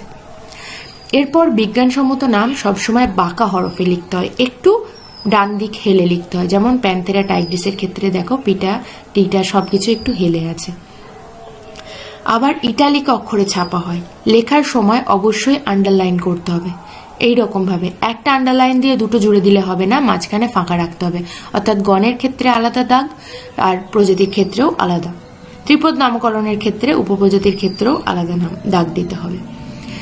6 নম্বর পয়েন্টে বলছে, যদি কোনো উদ্ভিদের একাধিক নাম থেকে থাকে বা একাধিক উদ্ভিদের নাম একই হয়ে থাকে তবে সবার প্রথম দেয়া নাম গৃহীত হবে। যেমন বলি, যদি এখানে আমি বাঘ আর সিংহ নিয়ে আলোচনা করছিলাম তাহলে বলি সিংহের নাম যদি সিংহ ছিল, বাঘের নামও যদি সিংহ হতো তাহলে একাধিক প্রজাতির নাম একই হয়ে যাচ্ছে না? বিড়ালের নামও সিংহ হতো, তাহলে সবার প্রথমে আসলে যে সিংহ লায়ন তার নামই কিন্তু সিংহ, বাকিদের নাম পরে দেওয়া রয়েছে, কিন্তু পরের নামগুলো গ্রাহ্য নয়। যে প্রথম নামটা পেয়েছে সেই নামটা গ্রাহ্য। আসলে লায়নের নামই কিন্তু সিংহ প্রথমে দেওয়া হয়েছে, তাই এই নামটাই সিদ্ধ হবে। এটা উদাহরণস্বরূপ বললাম, কারণ এগুলো সবই বিজ্ঞানসম্মত নাম নিয়ে আলোচনা করা হচ্ছে। ঠিক তেমনি আবার যদি একাধিক নাম হয়, সিংহটার নামই যদি সিংহ শুধু না হয়ে সিংহ, বাঘ, বিড়াল সবই হতো, সিংহের নামই যদি বাঘও হতো বিড়ালও হতো, সেক্ষেত্রে প্রথমে সিংহ নাম দেওয়া হয়েছে, বাঘ আর বিড়াল নামটা দেয়া যাবে না, তো সেটা ক্যান্সেল হয়ে যাবে। এবার এখানে আরও একটা নিয়ম রয়েছে, 1753 খ্রিস্টাব্দের আগে যদি সিংহের নাম দেয়া হয়ে থাকে তাহলে সিংহের নামটা সিংহ হবে না। মানে সিংহের নামটা দেয়া হয়েছে 1753 খ্রিস্টাব্দের পরে, তাই সিংহের প্রথম 1753 খ্রিস্টাব্দের পরে প্রথম নামকরণ হয় ওই প্রাণীর নাম সিংহ, সেটাই হলো গ্রাহ্য। কিন্তু 1753 খ্রিস্টাব্দের আগে যদি সিংহের নাম সিংহ দেওয়া হতো আর 1753 পরে যদি বাঘ দেওয়া হতো সিংহের নাম, তাহলে সিংহ নামটা ক্যান্সেল হয়ে গিয়ে বাঘ নামটা গ্রাহ্য হতো। বুঝতে পারলাম? এই হচ্ছে দ্বিপদ নামকরণের নিয়মাবলী। ইন্টারেস্টিং না? এখানে দেখো কিছু উদ্ভিদ আর প্রাণীর বিজ্ঞানসম্মত নাম দেওয়া রয়েছে, যেমন পদ্ম, নিউলুম্বা নিউসিফেরা, জবা, হিবিস্কাস রোজা সাইনেন্সিস, ধান, ওরাইজা স্যাটিভা, বট, ফাইকাস বেঙ্গালেন্সিস, বাঘ, প্যান্থেরা টাইগ্রিস, ময়ূর, প্যাভো ক্রিস্টেটাস, গিনিপিগ, ক্যাভিয়া পোর্সেলাস, সিংহ, প্যান্থেরা লিও। তোমরা যখন গুগল সার্চ করবে, এখন তো সবাই ফোন দেখতে জানো, গুগল সার্চ করবে, তোমরা লায়ন বা সিংহ এরকম কিছু সার্চ করবে না, প্যান্থেরা লিও দিয়ে দেখবে কি আসে, তাহলেই বুঝতে পারবে যে কেন এটা গুরুত্বপূর্ণ। আমরা সবাই এই বিজ্ঞানসম্মত নামটা কেন করি বলতো? আমরা সবাই এই যে আমরা ভারতে বাস করছি এবং তার মধ্যে আমরা ওয়েস্ট বেঙ্গলে বাস করছি, তাই আমরা বাংলাতে বলছি সিংহ। সব জায়গায় কি ভারতবর্ষের সিংহ বলে? বলে না। ভারতবর্ষের সব জায়গায় অন্যান্য স্টেটে কি বলে? কেউ বলে শের বলে বাঘকে, ঠিক আছে, তারপরে হচ্ছে আমরা বলি বাঘ, তারপরে তোমাদের পুরো ওভারঅল ইন্ডিয়াতে এক এক জায়গার প্রাণী এক এক রকম বলে। কিন্তু যখন ইন্ডিয়ার বাইরে আমরা চলে যাই তখন সেটাকে আমরা বলি লায়ন বলি। কিন্তু সব জায়গায় কিন্তু মানে সিংহের নাম লায়ন বলে কেউ চেনে না।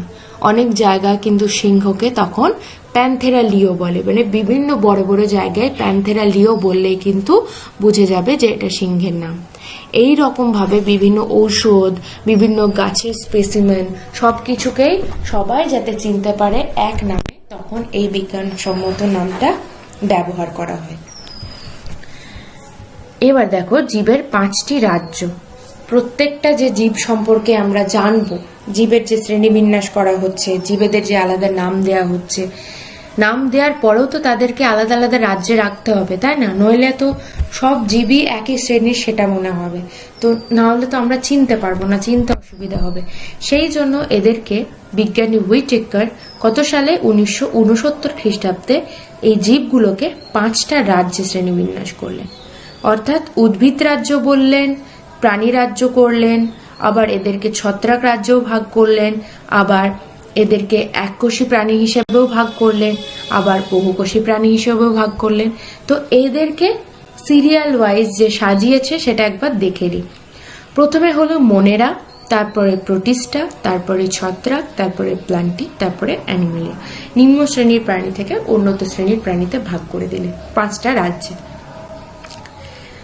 মোনেরার ক্ষেত্রে এরা এককোষী এবং প্রোক্যারিওটিক প্রকৃতির, অর্থাৎ এরা একেবারে আদি প্রাণী। এদের কোষে সুগঠিত নিউক্লিয়াস থাকে না, কোষটা খুবই ক্ষুদ্র অণুবীক্ষণিক কোষ, কোষের কোষ প্রাচীরটা পেপটাইডোগ্লাইকান নিয়ে গঠিত। এই সব বৈশিষ্ট্য আমরা কাদের দেখতে পারি? ব্যাকটেরিয়ার ক্ষেত্রে দেখতে পাই। এরা স্বভোজী এবং পরভোজীয়। পরভোজী পুষ্টিগুলো মৃতজীবী, পরজীবী ও মিথজীবী প্রকারের হয়ে থাকে। কোষ বিভাজনকালে বেম গঠিত হয় না, সরাসরি একটা থেকে অন্য দুটো কোষ গঠিত হয়ে যায়। এরা জলেও থাকে, স্থলেও থাকে, আবার অন্তরিক্ষে সর্বদাই বিরাজমান। এদের অযৌন জনন সম্পন্ন হয়। উদাহরণ যেমন ব্যাকটেরিয়া, মাইকোপ্লাজমা, নীলব সবুজ শৈবাল, এরা হচ্ছে মোনেরার অন্তর্গত। এরপর হচ্ছে প্রোটিস্টা। প্রোটিস্টা আমরা কাদের বলছি? এরা এককোষী এবং উপনিবেশ গঠনকারী ইউক্যারিওটিক প্রকৃতি। মোনেরার প্রধান বৈশিষ্ট্য ছিল এরা প্রোক্যারিওটিক প্রকৃতির। প্রোটিস্টার বৈশিষ্ট্য এর থেকে একটু আলাদা, এরা ইউক্যারিওটিক প্রকৃতির হয়ে থাকে এবং কোষের পর্দাঘেরা কোষ অঙ্গাণু ও নিউক্লিয়াস উপস্থিত থাকে। দেখো মোনেরার ক্ষেত্রে কিন্তু সুগঠিত নিউক্লিয়াস থাকে না, এদের কোষটা প্রোক্যারিওটিক প্রকৃতির হয়ে থাকে। প্রোটিস্টার ক্ষেত্রে ইউক্যারিওটিক প্রকৃতির হওয়ায় এদের কোষে পর্দাঘেরা কোষ অঙ্গাণু থাকে, আবার সুগঠিত নিউক্লিয়াস উপস্থিত থাকে। এদের পুষ্টিটা স্বভোজী বা পরভোজী প্রকৃতির হয়। বেশিরভাগ ক্ষেত্রে এরা জলজ ও প্ল্যাঙ্কটন গঠনকারী। ডিএনএতে হিস্টোন প্রোটিন থাকে। এদের অযৌন ও যৌন জনন দুটোই সম্পন্ন হয়, যেমন হচ্ছে ইউগ্লিনা, অ্যামিবা, প্যারামিসিয়াম। এরপরে রাজ্য ফাঞ্জি বা ছত্রাক। ছত্রাককে একটু আলাদা রাজ্যে ভাগ করেছেন। কেন? কারণ এদের বৈশিষ্ট্যগুলো একটু অন্যরকম। এরা এককোষীয় হয়, আবার বহুকোষীয় হয়। এরা অনুসূত্রাকার হয়, কোষ ইউক্যারিওটিক প্রকৃতির হয়ে থাকে। কোষের কাইটিন থাকে কোষ প্রাচীরে। এদের পুষ্টি প্রক্রিয়া মৃতজীবী, পরজীবী ও মিথজীবী প্রকৃতির, আর এরা মৃত জৈব বস্তুর উপর জন্মায়। দেহে কলা গঠিত হয়নি। এদের সঞ্চিত খাদ্য হচ্ছে গ্লাইকোজেন। এদের রেণুর সাহায্যে অযৌন পদ্ধতিতে জন্ম সম্পন্ন হয়। তাহলে ফাঞ্জির উদাহরণ ইস্ট, মিউকর, পেনিসিলিয়াম। এরপরে রাজ্য প্লান্টিতে চলে আসছি। প্লান্টির ক্ষেত্রে আমরা প্লান্টের কথা বলছি। প্লান্ট বা উদ্ভিদ রাজ্য, এরা বহুকোষী হয়ে থাকে এবং ইউক্যারিওটিক প্রকৃতির হয়ে থাকে। তো ইউক্যারিওটিক হতে গেলে আরও আমরা বৈশিষ্ট্য লিখতে পারি। যদি এখানে 5টা বৈশিষ্ট্য বলে দেওয়া রয়েছে, তো আমরা এটা লিখতে পারি যে প্লান্টির ক্ষেত্রে এরা বহুকোষী ইউক্যারিওটিক প্রকৃতির হয়। এদের কোষে সুগঠিত নিউক্লিয়াস থাকে, পর্দাঘেরা কোষীয় অঙ্গাণু থাকে। এগুলো তো আমরা লিখতেই পারি, তাই না? এদের সবুজই পুষ্টি সম্পন্ন হয়। এটা স্থলজ, জলজ, সমুদ্রের কিনারায় বসবাস করে। এদের দেহে কলা গঠিত হয়েছে, কোষপ্রাচীরে সেলুলোজ থাকে। উদাহরণ হচ্ছে শৈবাল, মস, ফার্ন। শৈবালের উদাহরণ হচ্ছে স্পাইরোগাইরা, এরা একটা শৈবাল। মস হচ্ছে পোগোনেটা, ফার্ন হচ্ছে ডায়প্রোটেরিস। তাহলে পরীক্ষায় আসতে পারে স্পাইরোগাইরা কি, মস, শৈবাল না ফার্ন? তখন বলতে হবে শৈবাল। এটাও আসতে পারে একটি মসের নাম লেখো, পোগোনেটাম লিখে দেবে। একটি ফার্নের নাম লেখো, ডায়প্রোটেরিস লিখে দেবে। এগুলো কিন্তু পড়তে হবে। এরপরে চলে আসছি রাজ্য অ্যানিমেলিয়া। বহুকোষী এবং ইউক্যারিওটিক প্রকৃতির হয়ে থাকে। অ্যানিমেল অর্থাৎ আমরা ছাড়াও অ্যানিমেলিয়ার মধ্যে উভচর প্রাণী রয়েছে, তারপরে হচ্ছে অঙ্গরিমাল প্রাণী রয়েছে, সন্ধিপদ প্রাণী রয়েছে, কম্বোজ রয়েছে, সবকিছুই কিন্তু রয়েছে অ্যানিমাল রাজ্যের মধ্যে। অ্যানিমাল রাজ্যের একটা হিউজ পরিমাণ শ্রেণীবিন্যাস রয়েছে। তো বহুকোষী ইউক্যারিওটিক প্রকৃতির হওয়ার সাথে সাথেও এদের কোষে কোষ প্রাচীর থাকে না এবং বড় ভ্যাকুওল থাকে না, প্লাস্টিড থাকে না। পরভোজী পদ্ধতিতে পুষ্টি সম্পন্ন করে। এরা জলজ, স্থলজ, স্বাধীনজীবী ও পরজীবী রূপে বসবাস করে। দেহে কলা, অঙ্গ, তন্ত্র গঠিত হয়েছে। কয়েকটি প্রাণী ছাড়া এরা গমনেও সক্ষম। উদাহরণ হচ্ছে পরিফেরা। পরিফেরার উদাহরণ হচ্ছে সাইকন। এবার পরিফেরা কাদের বলে সেটাও কিন্তু পরে রয়েছে। অঙ্গুরিমাল হচ্ছে কেঁচো, সন্ধিপদ চিংড়ি, কম্বোজ প্রাণী শামুক, কণ্টকতকি হলো তারা মাছ। এদের কণ্টকতকি কেন বলা হয়, কম্বোজ প্রাণী শামুককে কেন বলা হয়, সবগুলোই কিন্তু ধীরে ধীরে আমি বলে দিচ্ছি। এরপরে চলে আসছি উদ্ভিদ রাজ্যের শ্রেণীবিন্যাস।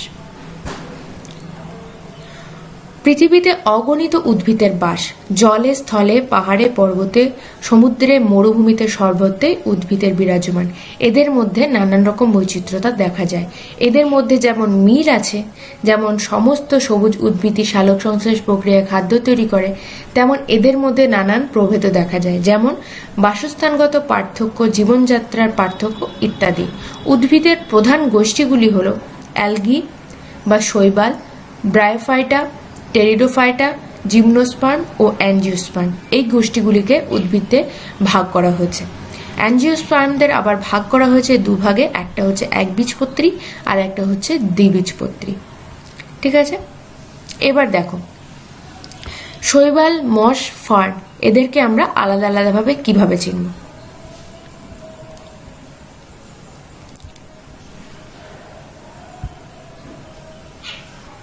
শৈবালরা সমাঙ্গদেহী হয়, অর্থাৎ এদের দেহ মূল, কাণ্ড ও পাতায় বিভেদিত নয়, এক গঠন, মানে দেহের পুরোটাই একই রকম গঠন। মূল, কাণ্ড, পাতায় আলাদাভাবে এদের চেনা যায় না। মসদের ক্ষেত্রে, যেটাকে আমরা ব্রায়োফাইটা বলি, মসবর্গদের, এদের দেহের কাণ্ড সদৃশ অংশকে বলা হয় কলিড এবং পাতা সদৃশ অংশ থাকে যাদের বলা হয় ফাইলিড, কিন্তু মূল থাকে না। তাহলে মূলের পরিবর্তে মসবর্গদের থাকে রাইজয়েড। এখানে থেকে কোশ্চেন আসতে পারে যে মসেদের মূলের পরিবর্তে কি থাকে, বা মসদের দেহে মূল থাকে না থাকে না, কিংবা মসদের মূল থাকে এটা সত্যি না মিথ্যে, এইরকম ভাবে কোশ্চেন আসতে পারে। ফার্নবর্গের ক্ষেত্রে দেহ মূল, কাণ্ড ও পাতায় বিভেদিত, কাণ্ডে রাইবোজোম থাকে। তাহলে ফার্নদের ক্ষেত্রে কাণ্ডে রাইজোম থাকে। তাহলে যদি বলা হয় কোন ধরনের উদ্ভিদ গোষ্ঠীর কাণ্ডে রাইজোম দেখা যায়, তখন বলতে হবে ফার্নবর্গ বা টেরিডোফাইটার ক্ষেত্রে। পাতা দুই প্রকারের হয়ে থাকে, ক্ষুদ্র ও সূক্ষ্ম মাইক্রোফাইলাম, বড় ও প্রসারিত মেগাফাইলাম। শৈবালরা সাধারণত জলজ প্রকৃতির হয়। মসবর্গ বেশিরভাগ উদ্ভিদ ভিজে স্থানে জন্মায়, তবে নিষেকের সময় জলের প্রয়োজন হয়, তাই এদের উভচর উদ্ভিদও বলা হয়। এখানে কোয়েশ্চেন চলে আসলো যে উভচর উদ্ভিদ কাদের বলে। উভচর উদ্ভিদ বলা হয় মসবর্গ বা বায়োফাইটাদের, কারণ এদের নিষেকের সময় জলের প্রয়োজন হয়, তাই এদের উভচর উদ্ভিদ বলা হয়। ফার্নরা স্থলজ প্রকৃতির উদ্ভিদ হয়। শৈবালের সংবহন কলাতন্ত্র অনুপস্থিত, আর মসবর্গদের ক্ষেত্রে জাইলেম ও ফ্লোয়েম কলা দিয়ে গঠিত সংবহন কলা থাকে না, পরিবর্তে সরল প্যারেনকাইমা থাকে।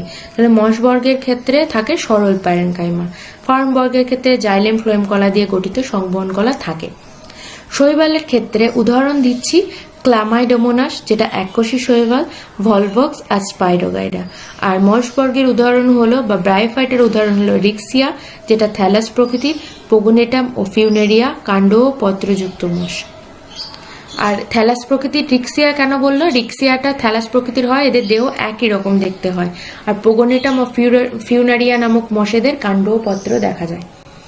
ফার্নের উদাহরণ হচ্ছে লাইকোপোডিয়াম, ড্রাইপোটেরিস, শুষ্নি। এরপরে হচ্ছে ব্যক্তবীজী আর গুপ্তবীজী কাকে বলে। এই প্রকার ব্যক্তবীজী উদ্ভিদ দীর্ঘ কাষ্ঠল বহুবর্ষজীবী চিরহরিৎ বৃক্ষ জাতীয় হয়। গুপ্তবীজী উদ্ভিদ বিরুৎ, গুল্ম ও বৃক্ষ জাতীয় হয়, ছোট ধরনের উদ্ভিদ হয়, গুল্ম প্রকৃতির। ব্যক্তবীজী উদ্ভিদের ফল গঠিত হয় না, বীজগুলি নগ্ন প্রকৃতির হয়, তাই এদের ব্যক্তবীজী বলে, খোলা। আর গুপ্তবীজীদের প্রকৃত ফল গঠিত হয়, এদের মধ্যে বীজ অবস্থান করে এবং গুপ্ত অবস্থায় থাকে, ভিতরে বীজ থাকে।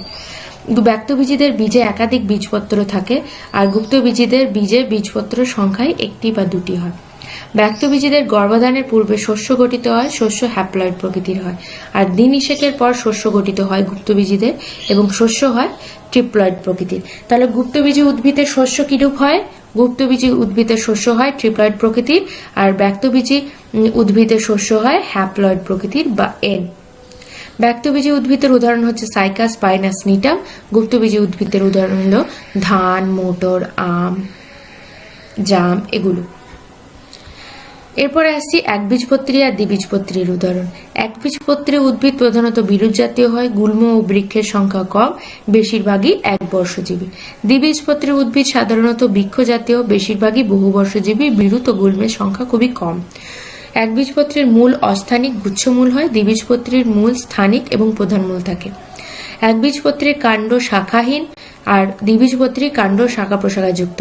পাতা সমান্তরাল শিরাবিন্যাস, সমাঙ্ক পৃষ্ঠ প্রকৃতির হয়ে থাকে একবীজপত্রীর ক্ষেত্রে। দ্বিবীজপত্রী উদ্ভিদের পাতায় জালকাকার শিরাবিন্যাস দেখা যায় আর বিষম পৃষ্ঠ প্রকৃতির হয়। এবার দেখো, একবীজপত্রীর সমান্তরাল শিরাবিন্যাস মানে পাতাটা কিরকম হয়?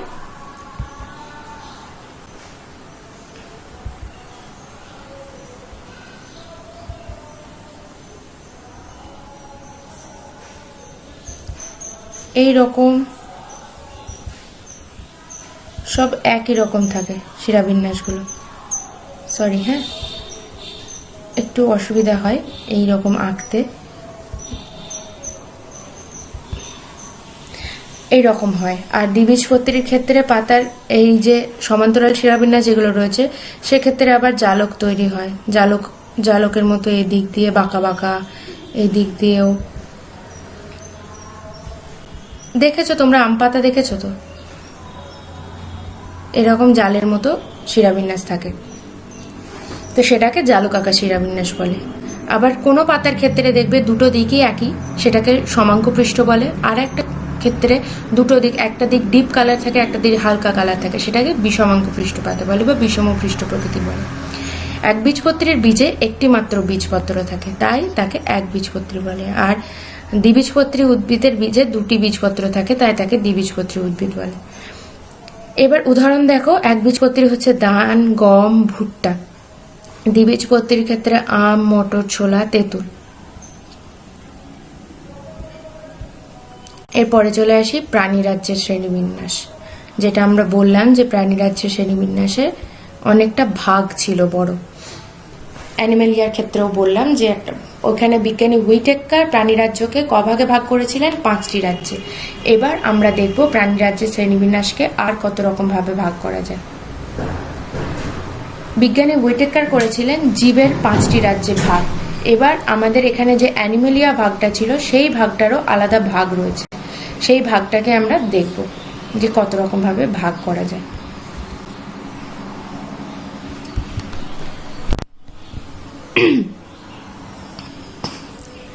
প্রাণীদের দুটি প্রধান গোষ্ঠীতে ভাগ করা হয়েছে, যেমন উদ্ভিদকে অনেক কটা গোষ্ঠীতে ভাগ করা হলো, যেখানে দ্বিবীজপত্রী উদ্ভিদ পেলাম, একবীজপত্রী উদ্ভিদ পেলাম, ব্রায়োফাইটা, টেরিডোফাইটা, অ্যালগি এগুলো পেলাম।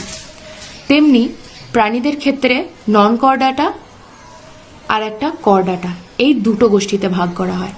নন কর্ডাটা কাকে বলে? এদের নোটোকর্ড থাকে না, অর্থাৎ যে মেরুদণ্ড সেটা থাকে না। কর্ডাটার ক্ষেত্রে মেরুদণ্ড বা নোটোকর্ডটা থাকে। এবার এই যে অকর্ডাটা বা নন কর্ডাটা, এদেরকে অনেকগুলো শ্রেণীতে ভাগ করা হয়, অনেকগুলো পর্বে ভাগ করা হয়। যে পর্বগুলোর নাম হলো Porifera, Cnidaria, Ctenophora, Platyhelminthes, Nematoda, Annelida, Arthropoda, Mollusca, Echinodermata, Hemichordata, এদের কারোরই মেরুদণ্ড থাকে না, তো এদেরকে অকর্ডাটা বা নন কর্ডাটা ভাগ করা হয়েছে। আর এদের পর্বগুলো হলো পরিফেরা, নিডারিয়া, টিনোফোরা, প্ল্যাটিহেলমিনথিস, নিমাটোডা, এইগুলো যেটা বললাম। কর্ডাটা হলো একটি পর্ব, এদের 3টি উপপর্বে ভাগ করা হয়। এই উপপর্বগুলোর নাম হলো ইউরোকর্ডাটা, সেফালোকর্ডাটা, ভার্টিব্রাটা বা ক্রেনিয়াটা। ভার্টিব্রাটা উপপর্বকে আবার 2টি অধিশ্রেণীতে ভাগ করা হয়েছে, যথা অ্যাগনাথা এবং নাথোস্টোমাটা। উপপর্ব নাথোস্টোকে আবার 6টি শ্রেণীতে ভাগ করা হয়েছে, কন্ড্রিকথিস, অস্ট্রিকথিস, অ্যাম্ফিবিয়া, রেপ্টিলিয়া, অ্যাভিস এবং ম্যামেলিয়া। এই জিনিসটা নিচে ছকে সুন্দর করে লেখা রয়েছে। দেখো, নন কর্ডাটার ভাগগুলো বলে দেওয়া রয়েছে, কি কি পর্ব রয়েছে। কর্ডাটার ভাগের যে উপপর্ব রয়েছে সেই 3টি ভাগ এখানে দেখিয়ে দিয়েছে।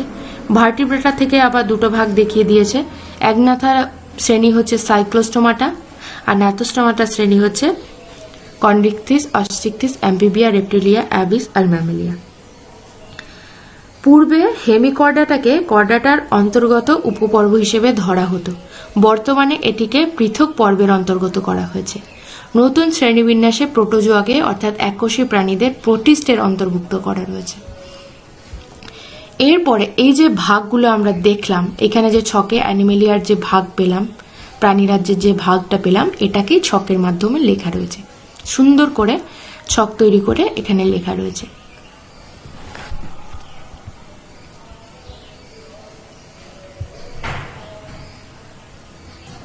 এই ছকে নন কর্ডাটার যে পর্বগুলো ছিল তার বৈশিষ্ট্য, উদাহরণ ও চিত্র দেখানো হয়েছে। Porifera, Cnidaria, Ctenophora, Platyhelminthes, Nematoda, Annelida, আর এদিকে রয়েছে আর্থ্রোপোডা, মোলাস্কা, একানোডার্মাটা এবং হেমিকর্ডাটা। এবার এদের কি বৈশিষ্ট্য, এদের কি উদাহরণ সেটা লেখা রয়েছে। পরিফেরার ক্ষেত্রে দেখো, গায়ে অসংখ্য ছিদ্র বা পোর রয়েছে। এই ছিদ্র বা পোর থাকার জন্য এর নাম হয়েছে পরিফেরা। এর কিছু বৈশিষ্ট্য আছে, যেমন এই পোরগুলোকে বলা হয় অস্টিয়া, যার মাধ্যমে দেহের মধ্যে জল প্রবেশ করে। এই ছোট ছোট ক্ষুদ্র ক্ষুদ্র ছিদ্র বা অস্টিয়ার মাধ্যমে জল প্রবেশ করে। আর এই যে বড় ছিদ্রটা দেখতে পাচ্ছ, এটাকে বলা হয় অস্কিউলাম, যার মাধ্যমে যে জলটা দেহে প্রবেশ করছে সেই জলটা বাইরে বেরিয়ে আসে। দেহে নালিকাতন্ত্র থাকে, দেহে কোয়ানোসাইট কোষ থাকে। কোয়ানোসাইট কোষ পরিবেষ্টিত একাধিক গহ্বরে উপস্থিত থাকে। এই কোষগুলি 2টি স্তরে বিন্যস্ত, মাঝখানে মেসেনকাইমা নামক জেলি সদৃশ পদার্থ থাকে। আর পরিফেরা পর্বের উদাহরণ হলো সাইকন আর বাথ স্পঞ্জ। এবার চলে আসছি নিডারিয়া। নিডারিয়ার দেহে দেখো কোর্সিকা আছে, আর নিডারিয়ার উদাহরণ হলো হাইড্রা, এটা হাইড্রার ছবি। আর পরিফেরার ক্ষেত্রে এটা সাইকনের ছবি। হাইড্রার ক্ষেত্রে কি হয়, দেহে নিডোব্লাস্ট কোষ থাকে। এই নিডোব্লাস্ট কোষ থাকা এর নাম হয়েছে নিডারিয়া। দেহ অভ্যন্তরে সিলেন্টরন উপস্থিত, মুখছিদ্র কোর্সিকা পরিবেষ্টিত থাকে। একটোডার্ম, এন্ডোডার্ম নামক 2টি স্তর থাকে, স্তরের মাঝে মেসোগ্লিয়া স্তর থাকে। তো এই বৈশিষ্ট্যগুলো তোমাদের পড়ে নিতে হবে। উদাহরণ কি দেখলাম ছবিতে, হাইড্রা রয়েছে। আর কি উদাহরণ হতে পারে, জেলিফিশ। টিনোফোরা উদাহরণ হলো বেরো, আর উদাহরণ রয়েছে হর্মিফোরা। এদের দেহ দ্বি-অরীয়ভাবে প্রতিসম। দেহ ত্বকে কোলোপ্লাস্ট কোষ থাকে। দেহ সমদূরত্বে অবস্থিত 8টি কমপ্লেট থাকে। এই যে ভাগ রয়েছে এগুলোকে কমপ্লেট বলে। এদের দেহে 8খানা কমপ্লেট থাকে। আর সাধারণত 2টি কোর্সিকা বিপরীত মুখে অবস্থান করে। এদের স্ট্যাথোস্থিস নামক জ্ঞানেন্দ্রিয় উপস্থিত থাকে। এরপরে হচ্ছে প্ল্যাটিহেলমিনথিস, যেটা হচ্ছে ফিতাকৃমি বা যকৃৎ কৃমি। কেন, দেহ চ্যাপ্টা, পাতলা বা ফিতের মতো হয়। সিলম অনুপস্থিত থাকে। দেহ 3 স্তর বিশিষ্ট হয়, একটোডার্ম, মেসোডার্ম আর এন্ডোডার্ম। এদের রেচন অঙ্গ ফ্লেম কোষ। এই একটা কোয়েশ্চেন হচ্ছে এখান থেকে যে ফ্লেম কোষ কাদের রেচন অঙ্গ। প্ল্যাটিহেলমিনথিসদের রেচন অঙ্গ হলো ফ্লেম কোষ, যেখানে উদাহরণ হচ্ছে যকৃৎ কৃমি আর ফিতাকৃমি। নিমাটোডার ক্ষেত্রে দেহে পুরু কিউটিকল থাকে, ছদ্মশিলম উপস্থিত থাকে। তাহলে নিমাটোডার উদাহরণ একটা বিশেষ বৈশিষ্ট্য হলো ছদ্মশিলম। রক্ত সংবহনতন্ত্র অনুপস্থিত। রেচন অঙ্গ একজোড়া পার্শ্বনালিকা। উদাহরণ গোলকৃমি, গোদকৃমি। তাহলে প্ল্যাটিহেলমিনথেসের উদাহরণ যকৃৎ কৃমি, ফিতা কৃমি। নিমাটোডার উদাহরণ হলো গোল কৃমি, গোদ কৃমি। এরপরে চলে আসছি অ্যানিলিডা। অ্যানিলিডার দেহে অসংখ্য আংটির মতো খণ্ডক থাকে। আর রেচন অঙ্গ কি? নেফ্রিডিয়া। আমরা নেফ্রিডিয়া কার রেচন অঙ্গ পড়েছিলাম? কেঁচোর। তো অ্যানিলিডা পর্বের অন্তর্গত কেঁচো এবং জোকের রেচন অঙ্গ হলো নেফ্রিডিয়া। এতে রক্ত সংবহন বদ্ধ প্রকৃতির। প্রকৃত শিলম উপস্থিত। ছদ্মশিলম কাদের থাকে? ছদ্মশিলম থাকে নিমাটোডের, আর অ্যানিলিডাদের থাকে প্রকৃত শিলম। আর দেহ ত্রিস্তর বিশিষ্ট হয়, একটোডাম, মেসোডাম আর এন্ডোডাম থাকে। আর্থ্রোপোডা পর্বের ক্ষেত্রে উদাহরণ হচ্ছে আরশোলা এবং মাছি। এদের দেহ কাইটিং নির্মিত বহিঃকঙ্কল দ্বারা আবৃত, সন্ধিল উপাঙ্গ উপস্থিত, মুক্ত প্রকৃতির রক্ত সংবহন তন্ত্র দেখা যায়। তাহলে রক্ত সংবহন তন্ত্র মুক্ত প্রকৃতির কাদের? আরশোলাদের। শ্বাসঅঙ্গ ট্রাকিয়া, বুকগিল, বুকলাং। আর রেচন অঙ্গ কি? রেচন অঙ্গ হলো ম্যালপিজিয়ান নালিকা, সবুজ গ্রন্থি বা কক্সাল গ্রন্থি। যেগুলো দাগিয়ে দিচ্ছি সেগুলো মেন করে তোমরা দেখে নিও। মোলাস্কা। মোলাস্কার হচ্ছে যাদের বডিতে খোলক থাকে শক্ত। জল শামুক, স্থল শামুক, এরা মোলাস্কা পর্বের অন্তর্গত।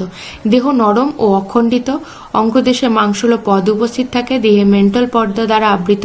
শ্বাসযন্ত্র টিনিডিয়াম বা পালমোনারি স্যাক বা মেন্টাল পর্দা, রেচন অঙ্গ বৃক্ক বা বোজনাসের অঙ্গ। এরপরে একাইনোডার্মাটা। কণ্টকত্বকী প্রাণী বলা হয় কারণ এদের দেহে অসংখ্য কণ্টক থাকে, তাই বলছে এদের কণ্টকত্বকী, যেমন সমুদ্র শসা এবং তারা মাছ। এরপরে আসছি হেমিকর্ডাটা। দেহ প্রোবোসিস, কলার ও ট্রাঙ্ক নিয়ে গঠিত। গলবিলের পাশে ইউ আকৃতির ফুলকা ছিদ্র বর্তমান থাকে। স্টোমোকর্ড উপস্থিত, প্রোবোসিস পর্যন্ত বিস্তৃত। উদাহরণ দেখে নাও হেমিকর্ডাটা, ব্যালানোগ্লোসাস, স্যাকোগ্লসাস। এরপরে চলে আসছি কর্ডাটার বৈশিষ্ট্য উদাহরণ। কর্ডাটা হচ্ছে ভ্রূণ অবস্থায় বা সারা জীবন ধরে নোটোকর্ড বা মেরুদণ্ড থাকে। পৃষ্ঠদেশে ফাঁপা নার্ভ কর্ড থাকে, যেটাকে মেরুদণ্ড বলছে, সেটা ফাঁপা হবে। জীবনের যে কোনো দশায় গলবিলের দুপাশে ফুলকা ছিদ্র থাকে, যেমন হচ্ছে রুই মাছ, সোনা ব্যাঙ ইত্যাদি। এরপরে এদের যে উপপর্বগুলো সেগুলোর ভাগ বলে দেওয়া রয়েছে।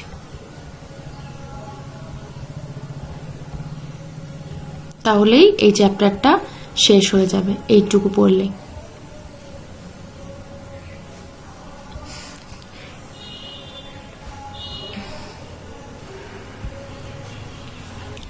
ইউরোকর্ডাটা।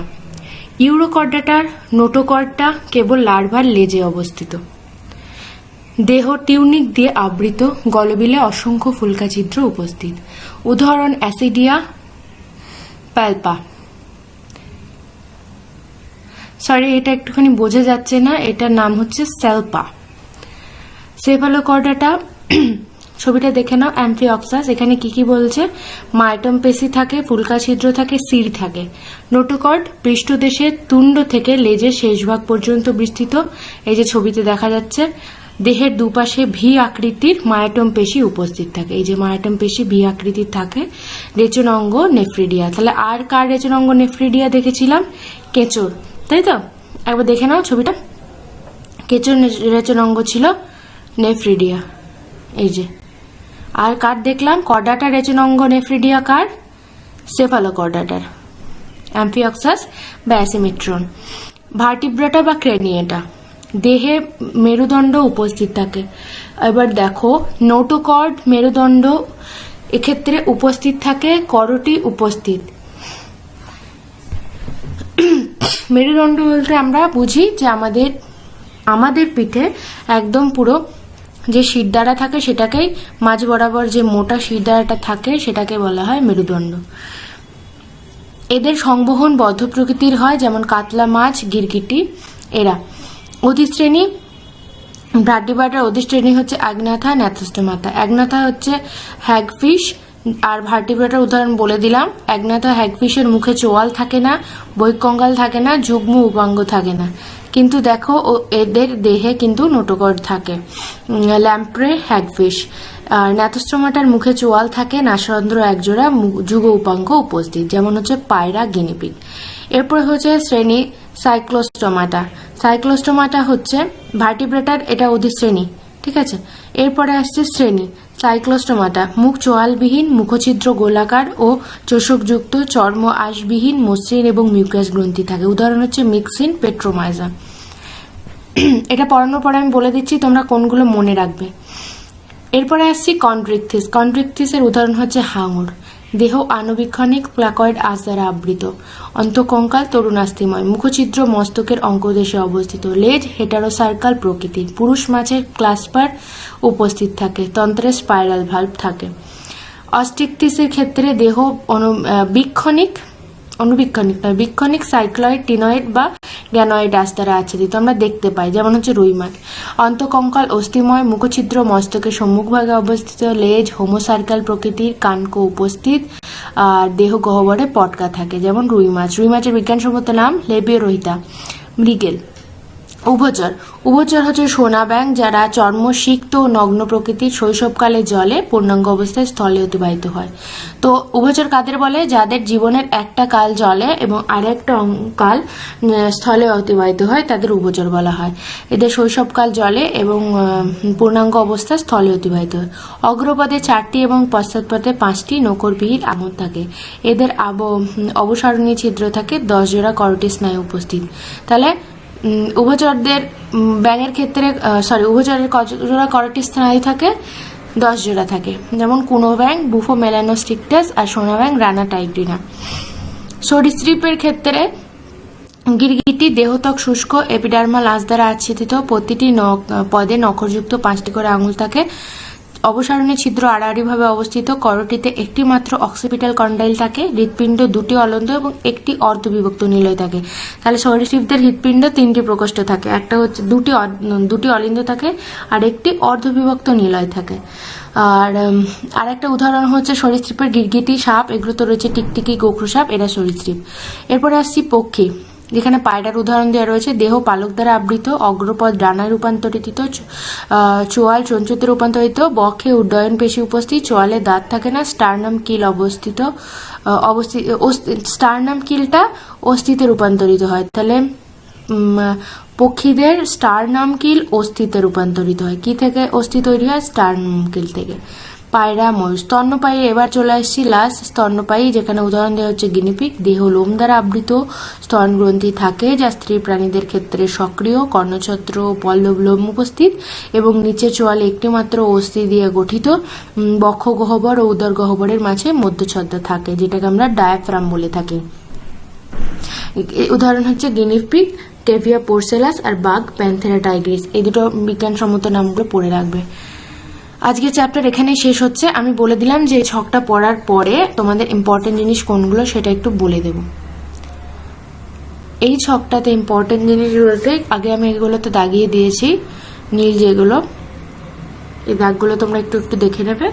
আর যেটা মনে থাকবে মনে রেখে দেবে, পড়ে নেবে পুরোটাই। আবার যখন কোয়েশ্চেন অ্যান্সার সেশন ক্লাস করাবো, তখন তোমরা বুঝতে পারবে যে কোনটা কোনটা করতে হবে। ঠিক আছে? বেশি ইম্পর্টেন্ট বা বেশি কোয়েশ্চেন আসে কোথা থেকে, সেই জিনিসগুলো তখন আমি বলে দেবো।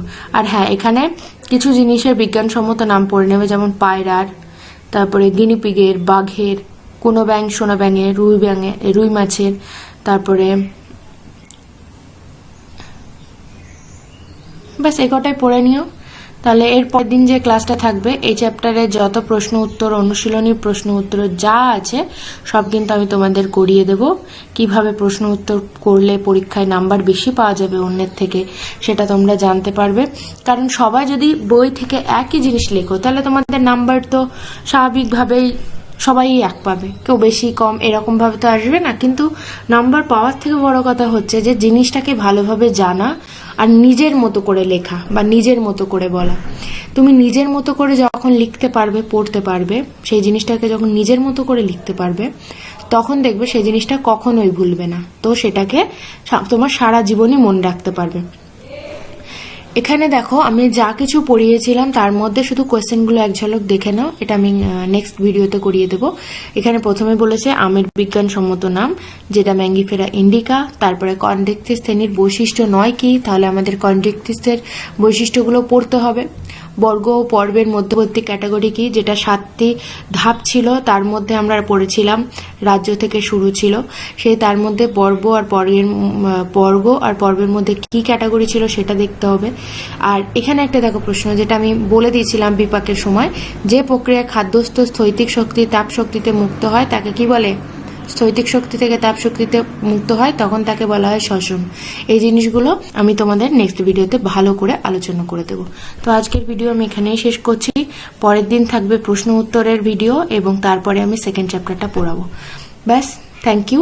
আজকের ভিডিও যদি তোমাদের ভালো লেগে থাকে, তোমাদের যদি বুঝতে ভালো লাগে, আর আমার ভিডিওতে তৈরি যে কন্টেন্টগুলো আমি যেভাবে বলছি তোমাদের যদি সেটাও ভালো লাগে, তাহলে অবশ্যই আমাকে লাইক করো আর কমেন্ট করে আমাকে জানিও যে তোমাদের কতটা সুবিধা হলো এই ভিডিওটা দেখার পরে, তোমাদের কতটা বুঝতে সুবিধা হয়েছে, কি প্রশ্ন উত্তর লাগবে, তোমাদের কোনো রকমভাবে এই চ্যাপ্টার থেকে কোনো প্রবলেম হচ্ছে কিনা সব আমাকে কিন্তু কমেন্ট করবে। তাহলে আমি কিন্তু তোমাদেরকে সেই তোমাদের যে প্রবলেম আছে সেইগুলো নিয়ে আলাদা একটা ভিডিও বানাবো, ঠিক আছে? আমি তোমাদের কমেন্টগুলো দেখবো, কার কোন প্রশ্নটা আছে সেগুলোকে আমি আলাদাভাবে আর একটা ভিডিওতে দেখে নিয়ে তোমাদের জন্য ভিডিও বানিয়ে দেবো, ঠিক আছে? আর তোমরা পারলে এই যে অনুশীলনী প্রশ্ন উত্তরগুলো আছে এই ভিডিওতে আমরা যা পড়িয়েছি সেগুলো নিজেরা যতটুকু পারবে একবার দেখে নিও, তারপরে তো আমি তোমাদের উত্তর করে দেবই, ঠিক আছে? আজকের ভিডিও এখানে শেষ করছি। আর ভিডিও শেষে তোমাদের এটাই বলছি, আমার চ্যানেলটাকে